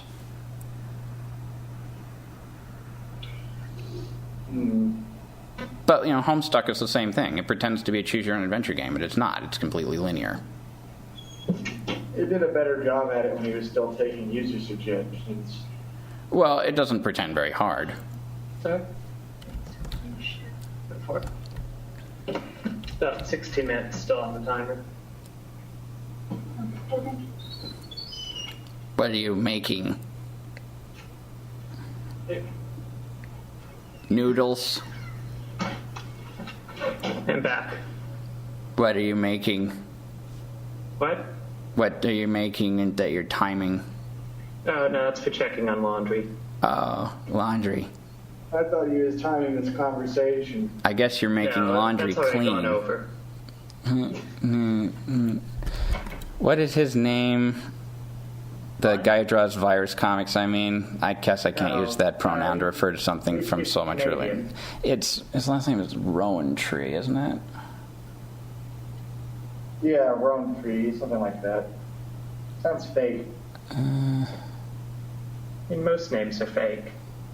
Do you hate Virus Comics guy, Ben? I read it. Sometimes it's a bit of a slog to get through, like, the dialogue in a single panel. Yeah. Much less an Would you say entire it's strip. good? How would you rate it? I would say it's sometimes good. Sometimes good. I feel like it's sometimes good, but I can't come up with a specific example. I'm willing to read through a lot of mediocre strips to see if there's anything interesting to it. Yeah, I think I have read all of Virus Comics. It's probably still my RSS feed. It just never updates, right? It updated not long ago, like within the last couple days, I think. Maybe it's not then.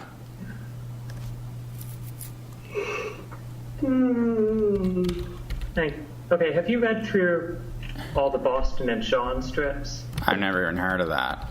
You've never heard of Boston and Sean? No. Oh, you should read it. Did you read it in an unironic way? I don't think that's a thing that can be done. Maybe I've just blocked it out. Link me to it. It's Okay, it's about a young boy and his dragon. but It's about the author's fetishes.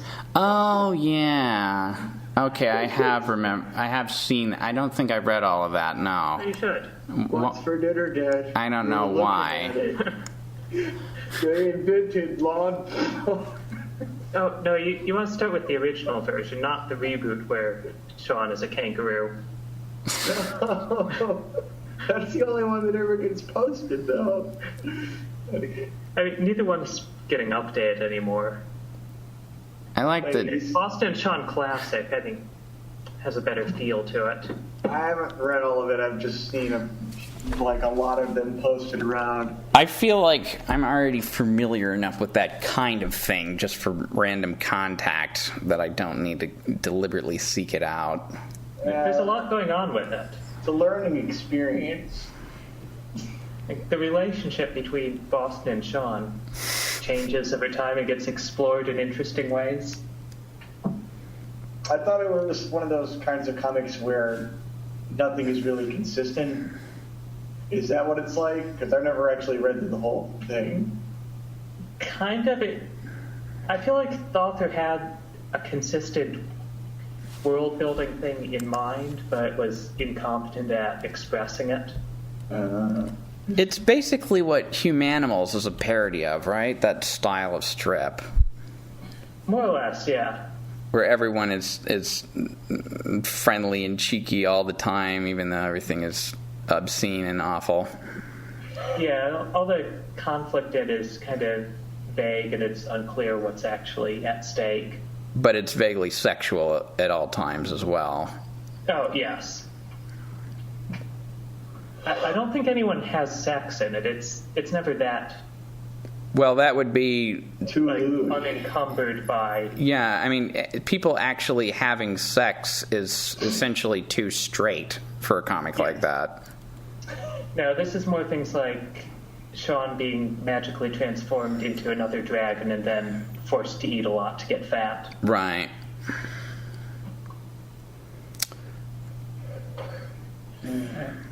Oh, no, wait, there is some kissing in it. That's the most straightforward part. Mm. Though even that is... I shouldn't spoil the whole thing. Thank goodness. It'll ruin the magic. Remember the Unwinder strip where I don't know if it explicitly had Boston and Sean characters in it, but it had a bunch of very the furry neighborhood. Yeah, like they drive through it and it's like the equivalent of the bad part of town, like a trailer park sort of a thing. Well, not that, but like the kind of, it's like the equivalent in the Unwinder verse of a neighborhood where everyone has their car up on blocks or something.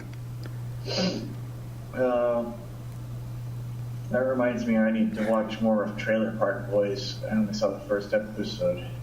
But that wasn't as good as your comic, actually, where where they're talking about Cat's pee milk bottom while he's washing his car, and explaining how he's not a furry because his arms are all noodly. And he's like, I can hear every fucking word you guys are saying, you know. And then they just make the noodly arms at him.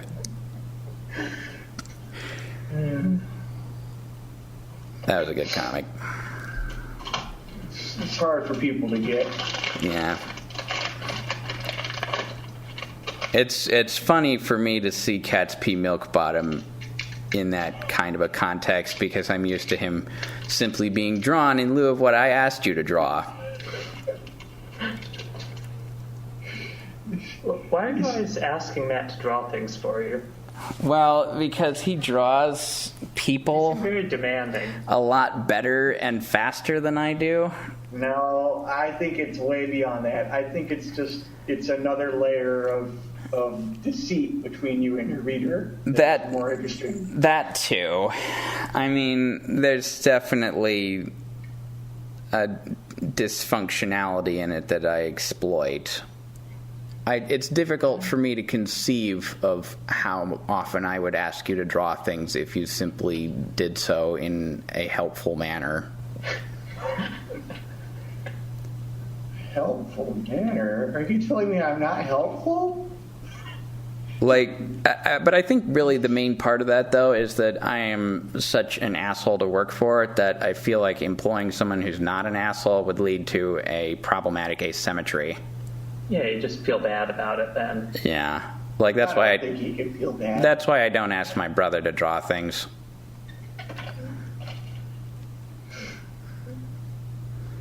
Didn't know you had a brother.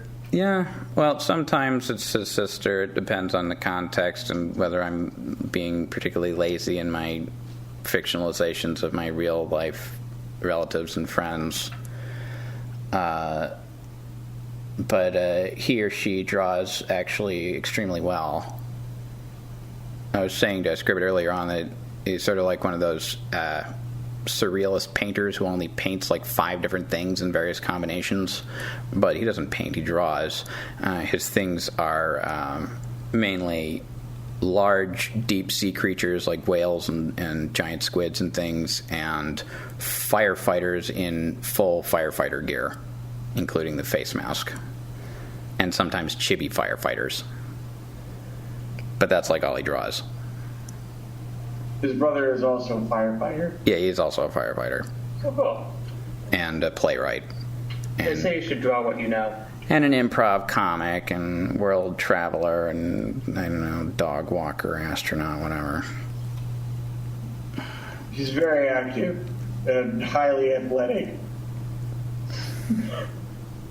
My mother once said that he was the golden child. And then she said that I was the dark evil one. She said this in front of me. Is his name Patrick? Yeah. Okay. Yeah. I don't know him. Yeah, I feel like grilled cheese sandwiches are involved in that story, but I don't remember how. Well, I mean, doing all that golden child bullshit, he's totally setting himself up to get cancer. It's like, it would not surprise me one bit if you were on the phone with me like the next day. He's like, well, Patrick died of cancer. Well, that's what he gets for being so tall. He's also incredibly tall. That is dangerous. It gives you cancer. Well, you got more surface area and volume for cancer to grow in. Yeah, I think it's mainly that. You're higher up off the ground, closer to the sun and its radiation. Yeah. Man, there was this one guy I was arguing with who did not understand gravity at all. He insisted that the reason that plants grow upward is because there's less gravity higher off the ground. This is true. That's not the reason.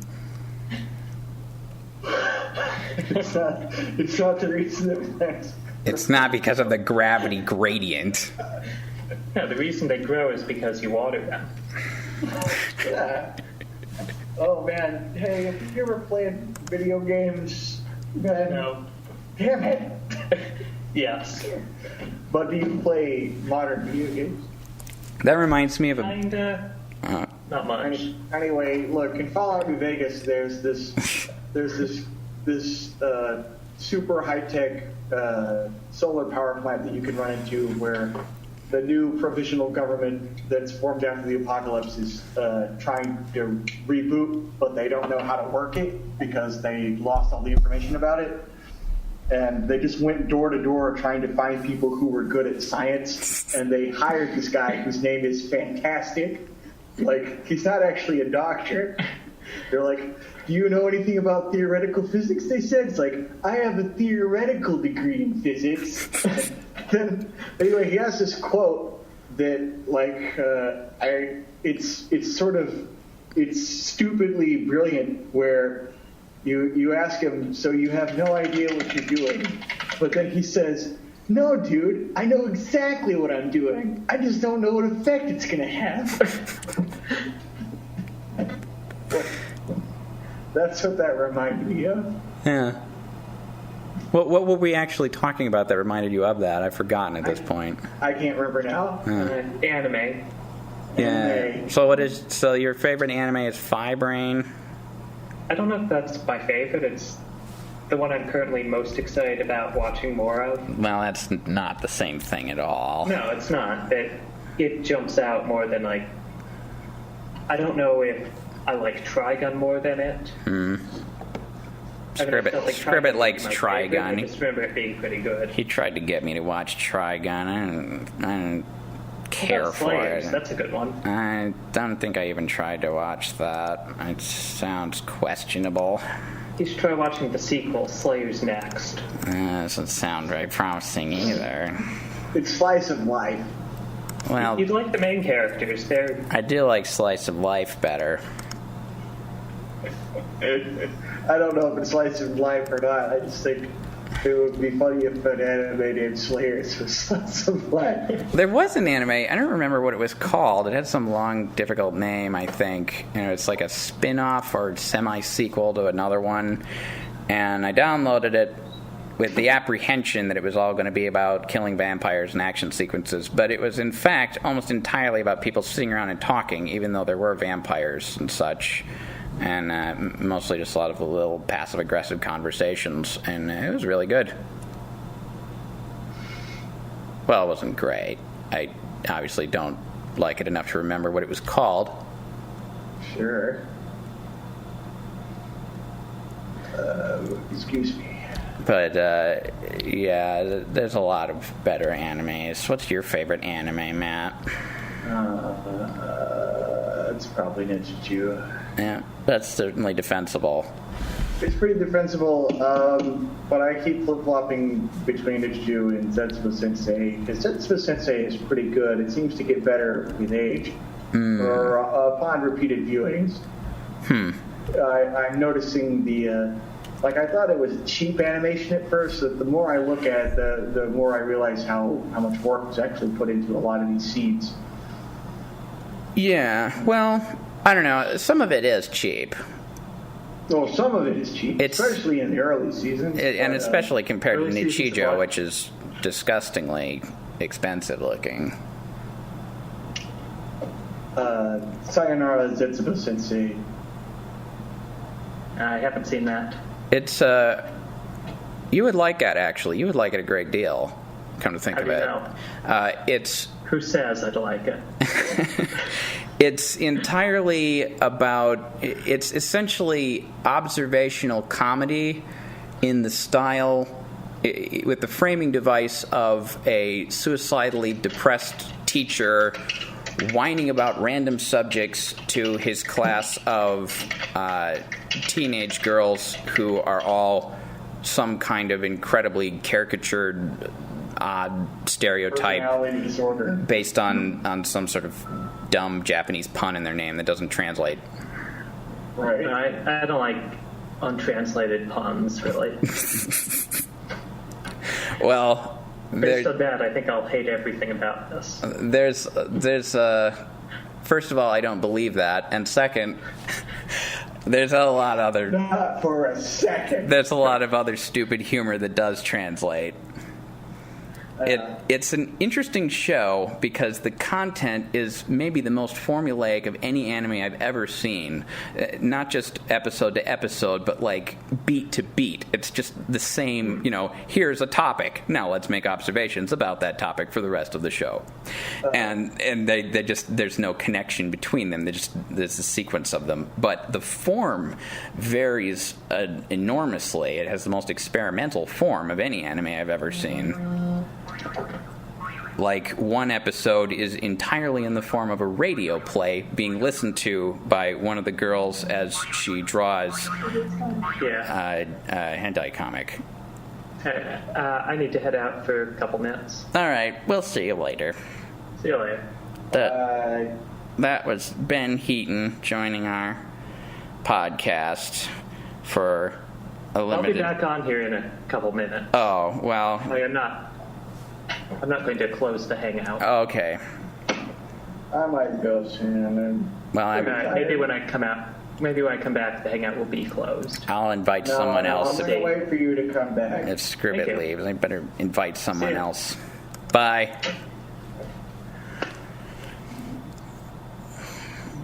Podcast never ends. It's the never-ending podcast. I wonder how long we could actually keep it going. Imagine if it was on air. Imagine that. It would be amazing. It would be like the world's longest three-way telephone call promotional bullshit ad scheme thing that James Ward was making fun of. Remember that? Absolutely not. Because it was... He claimed to have found a list that was made by the marketing directors in charge of finding the celebrities to have this live three-way phone call between three different, like, train stations in England or something. And then the list is up for a three-way, possible bookings. Stephen Fry, and that's crossed out, didn't reply to emails. Jonathan Ross, also crossed out, there's ditto marks. Russell Brand, Ricky Gervais, Sir David Attenborough, Michael Palin, Richard Madley, Jedward, replied but incomprehensible. Only one of Jedward and a mirror, see above. The meerkat from the Compare the Market adverts that performing dog from Britain's Got Talent, Keith Chegwin, busy. A hamster, running on a wheel, too expensive. An ant, busy. One of those singing Billy Bass fish, requires batteries. A concept, e.g. hope, too abstract. Some atoms, busy. And then at the bottom, with check marks, Jody Marsh, Phil Turnell, and Patrick Monahan. So, James Ward is very snide. He's a snide man. So, I'm going to try and grow a mustache. That's what that is. What? I'm going to try and grow a mustache. Oh, I thought you said you were going to try and grow a mustache. And I'm like, that's not one of my titles. Grow a mustache. Yeah, that's a dumb title. I can do it. I can make a comic out of it. Yeah, it's just the kind of shit that turns up in my RSS feeds that I'm like, ugh, I'm unsubscribing from this. It's like... You're unsubscribing from my hypothetical 5-minute comic? Yeah, like, grow a mustache is like a lazy horse e-comics title. Yeah, it's also too internet culture-y. Yeah. Pathetic. It's pathetic. It's the kind of trash that you'd see posted on our webcomics. It fills me with disgust. But anyway... What's my favorite? Oh, look, Ben is back. You didn't miss... I said that earlier, but my microphone was still muted. You didn't Now you miss... can hear me. You didn't miss much. No. I figured. I still haven't decided what my favorite anime is. It's... I would assume something like FLCL. No, I'm actually not that big a fan of that. I liked it, but I don't think of it much. He probably likes, let me think. Pokemon? Madoka Magica, or... Well, he's probably not that huge a fan of Madoka Magica, except for the art. Well, no. I think, actually, Mahou Shoujo Madoka Magica had a lot going for it. That was a very good anime. One of the few things in general, just cultural works, broadly speaking, that had a moral that actually seemed worth selling to me. Because, what was the moral? Well, it's a little difficult to summarize, which is in part why I feel it's justified in having a narrative work supporting it. It had to do with karma and infinity and entropy. But no, I don't actually think of Mahou Shoujo Madoka Magica that often. I don't feel it's had that much of an influence on me, which I think is my metric in terms of what my favorite anime is, probably. Wait, influential and favorite are different. Well, Like, what anime would you say influenced you the most? I don't think I've been very influenced by anime, actually. How about, like, a book or a movie?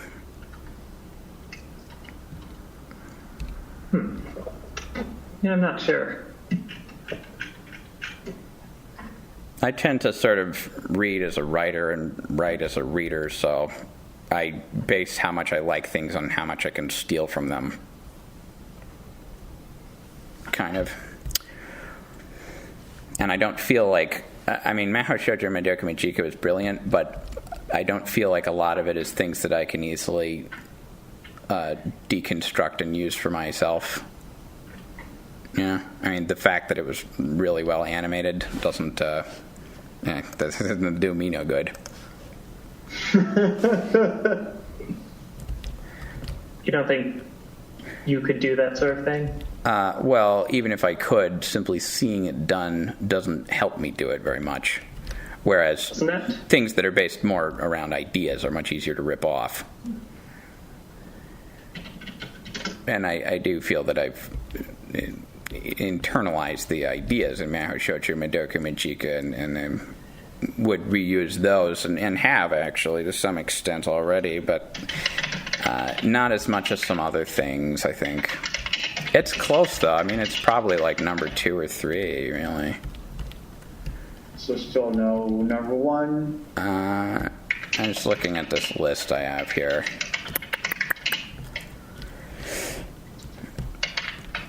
This is an outdated list. Doesn't even have Nichijou on it. Nichijou is very good as well, but I don't think that's it either.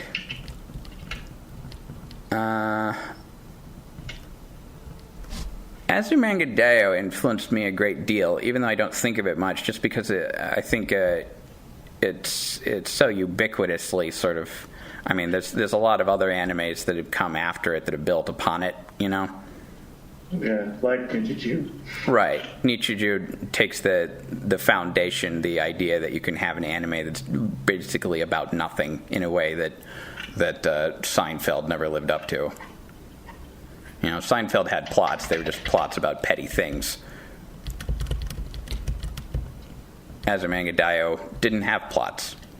It was just a literal translation of 4-panel newspaper comics about, you know, slice of life, amusing events turned into an anime, and it doesn't have any sort of framing device that indicates where they start and stop, and they do form coherent days, like, you know, here they're at the pool, and so a bunch of things happen at the pool, but there's no plot, there's no conflict and resolution, there's no rise and fall of the complexity of the situation as one would expect.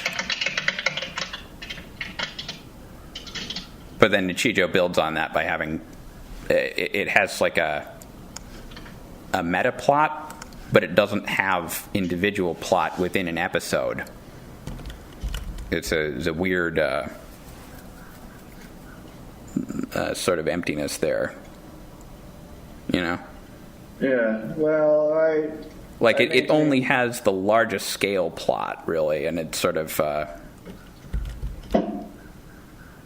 Yeah, even that's kind of questionable whether or not it's really a plot. It's plot-like, yeah. It's just like one character has one active development. Right, but that active development does bring together the two halves of the cast, which don't meet for the entire first season. Well, it wasn't 2 seasons. Well, it had 2 different intros. Right. That's what defines a season to me. Yeah. That or the name of the show changing by having an X added at the end. Jungle Watch Sumo Hali no Chigu, after going over the list, is pretty inescapable. What, as your fave or most influential? Both. It is pretty great. I'm hard-pressed to think of one that... I mean, it's certainly a flawed show in many respects. It's quite formulaic. There's a lot of dumb jokes in it, but it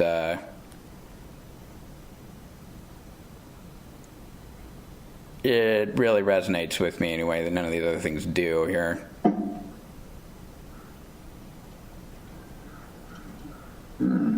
It's got a self-awareness of its. Oh, dinging is happening. Who's? That's asking if we're still here. Yeah, we're still talking, stupid. Is Ben still here? I don't know. Yeah, I'm still here. It was dinging at me. The robot was sleeping in the that's bed. what it like. Just like when two people just talk about something the third person has no idea about. Have you seen any of Jungle Watsuma Hali no Chiku? No. Okay. It's You've told me things about the whole liminal being aspect. right, yeah. I would recommend it. It's a good show. It's another person. It's a very funny show, and I don't. There's a lot of rules. It does, but not. Not in a super obvious way. Yeah, I mean it breaks rules in a way that I don't know what word to use to describe it exactly. It's not that it does so subtly or inventively exactly. I mean, it is inventive, but that doesn't really tell you much. I think it's more about the spirit of the thing. Yeah. It's like it follows the rules of constructing, a comedy, episodic anime plot in the letter, but not in the spirit.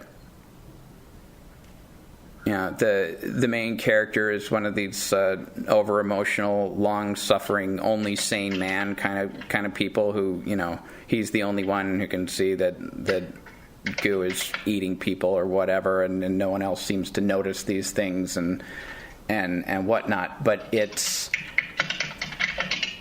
just a little too self-aware for that to hang together in a way that's comfortable to the average viewer, I think.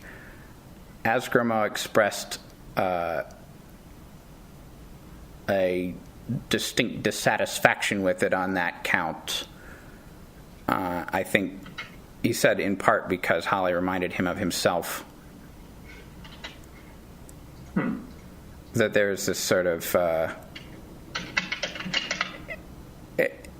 like every episode ends with things being back to normal the way many shows do, and usually what'll happen is that it'll sort of be like, Holly will be like, it's like, there, everything is back to normal.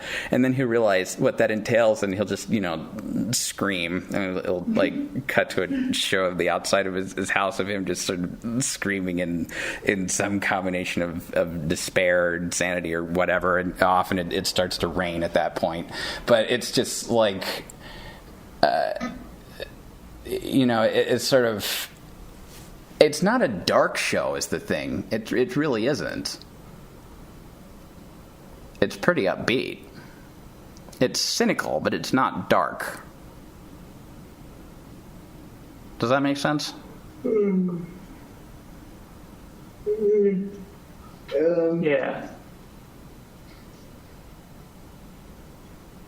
What was I trying to say about that show?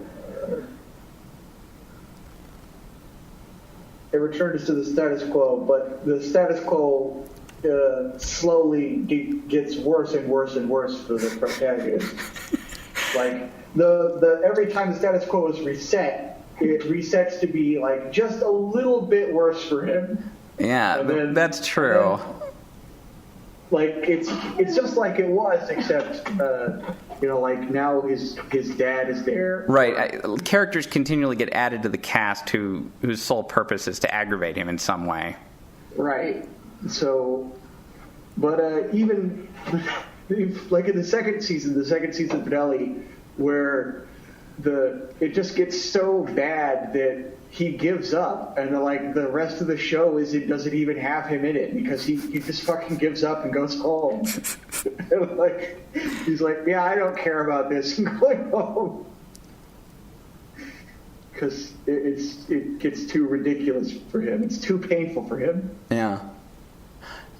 You know, actually, what I think is probably the key thing for me is that it's a really, really schizoid show. Both Goo and Holly's mother are super schizoid characters, and they're well rendered in that respect. And I like schizoid characters a lot. So that's probably why it's my favorite. Makes sense. I I should know head it's off. kind of paradoxical to say that it resets, but worse. Yep. Soft reset. Yeah.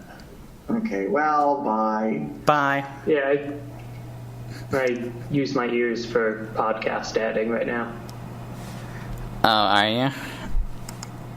I'm going to. I can't really do that and the voice chat at the same time. Oh, I okay. only have 2 ears. So- you can damn well try. So wait, which one of you is leaving? Or are you both leaving? I might go to sleep because I'm yawning like every 2 minutes now. I feel like we should at least try and remember what the original topic of this was before Ben joined. There was I didn't one. know that there was a topic. There's I thought sort of- This is just you wanting to talk with people. It was never formally established, but there was a topic. It started within the Myers-Briggs stuff, Oh, yeah. very, very beginning. And you've been talking about that a lot. Yeah. Month or two. I have. I retyped everyone the other day based on a more advanced version of my Excel spreadsheet that incorporates the correlations of the big 5 personality characteristics. I think everyone relevant to you stayed the same, but a lot of other people changed. But I feel like there was actually even something before that, though, wasn't there? This is the downside of talking rather than typing. You can't just scroll back up. Yeah, I really like ways of having group chats that automatically leave a record that's searchable. Well, you're recording this, aren't you? Yeah, actually. In searchable form, though? Because it's not like audio. It's searchable in terms of whether or not people were talking, because you can see the waveform. So there's that. I'm bad at wanting to search for all instances of a particular word in a long waveform. And that doesn't actually. No, it doesn't do that. Yet.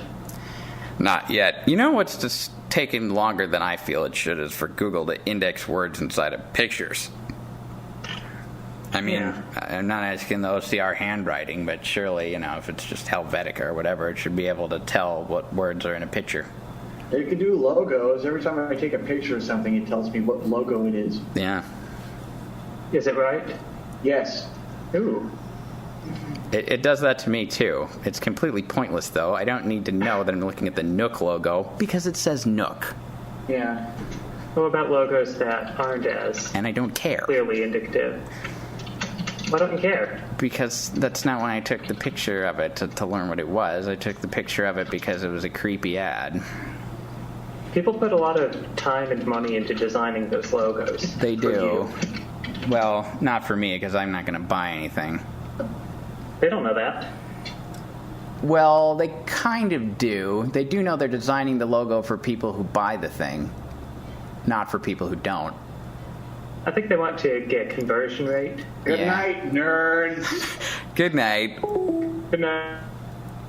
Right. What podcast are you going to edit?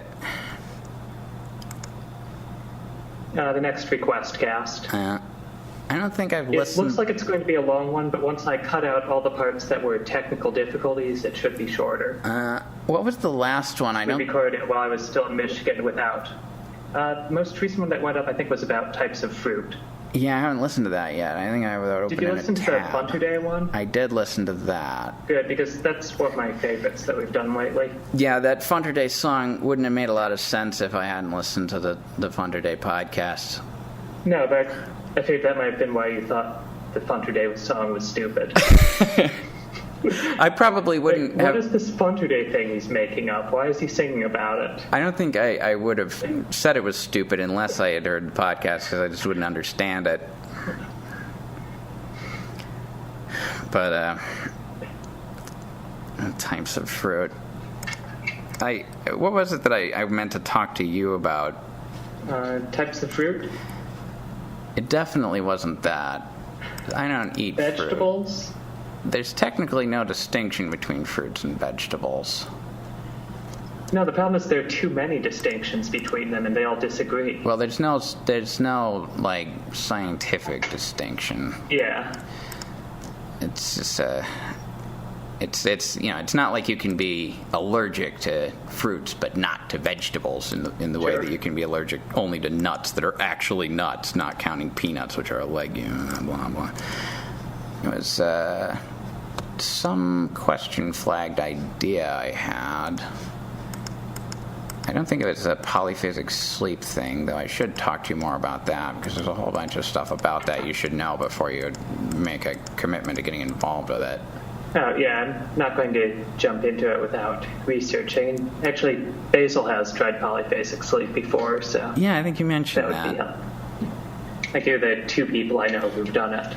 I think the main thing to be aware of, which it's not going to say anywhere you read, is that there is something peculiarly addictive about even a failed attempt. Getting far enough into it makes you want to do it again for reasons that you didn't have to begin with in a way that doesn't go away. And it's because it's all tied up with the path of insight inextricably. It's pretty much a surefire way of crossing into equanimity. I doubt you can achieve polyphasic sleep without doing that. I don't think it's exactly a prerequisite for it, just that there is no way to stay up that long without doing enough insight meditation that you would, by extension, be pushed into equanimity. I could be wrong, but that is my guess. Interesting. And after having been in equanimity once, you want to go there again after falling back into reobservation, because you recognize it as a place that can be gone to, and you know how. I mean, if it's a desirable state to be in, then Yeah. Well, I mean, I think simply I would want to. recognizing the fact that that's what's going on probably reduces the dysfunctional addictiveness of it a great deal. But just it's something to bear in mind that there's even if you attempt polyphasic sleep and then fail or decide it's not for you, that there are certain aspects of this that will change things that do not change back, because all insight is like that. It's a one-way process. Right. Except this particular transition, which can go backwards. Well, the thing is, I was talking to Daniel about this the other day. The more times that you go through the early stages, 1 through 10, and then fall back down, the more intense the problems that they cause become.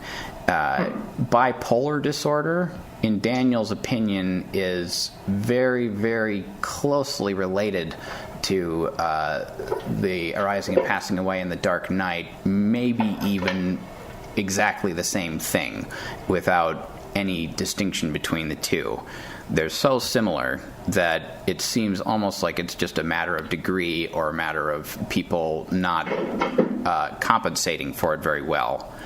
Like, I can easily imagine someone with the interior experience that I have due to the stages of insight being very, very crazy looking, and I'm not, at least superficially, because I'll take your word for it. Well, I don't freak out and make the irresponsible life decisions that people do who are diagnosed with bipolar disorder.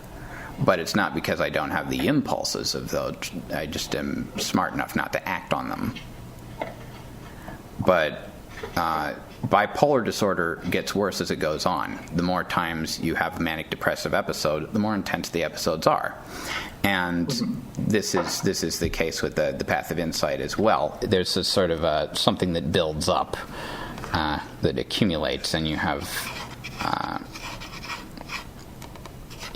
more of it the more times you go back and forth. It's unclear what it is. There's a fractal ratcheting sort of a thing to it. Yeah, that is something good to know, and I'll think carefully about that before going forward with this.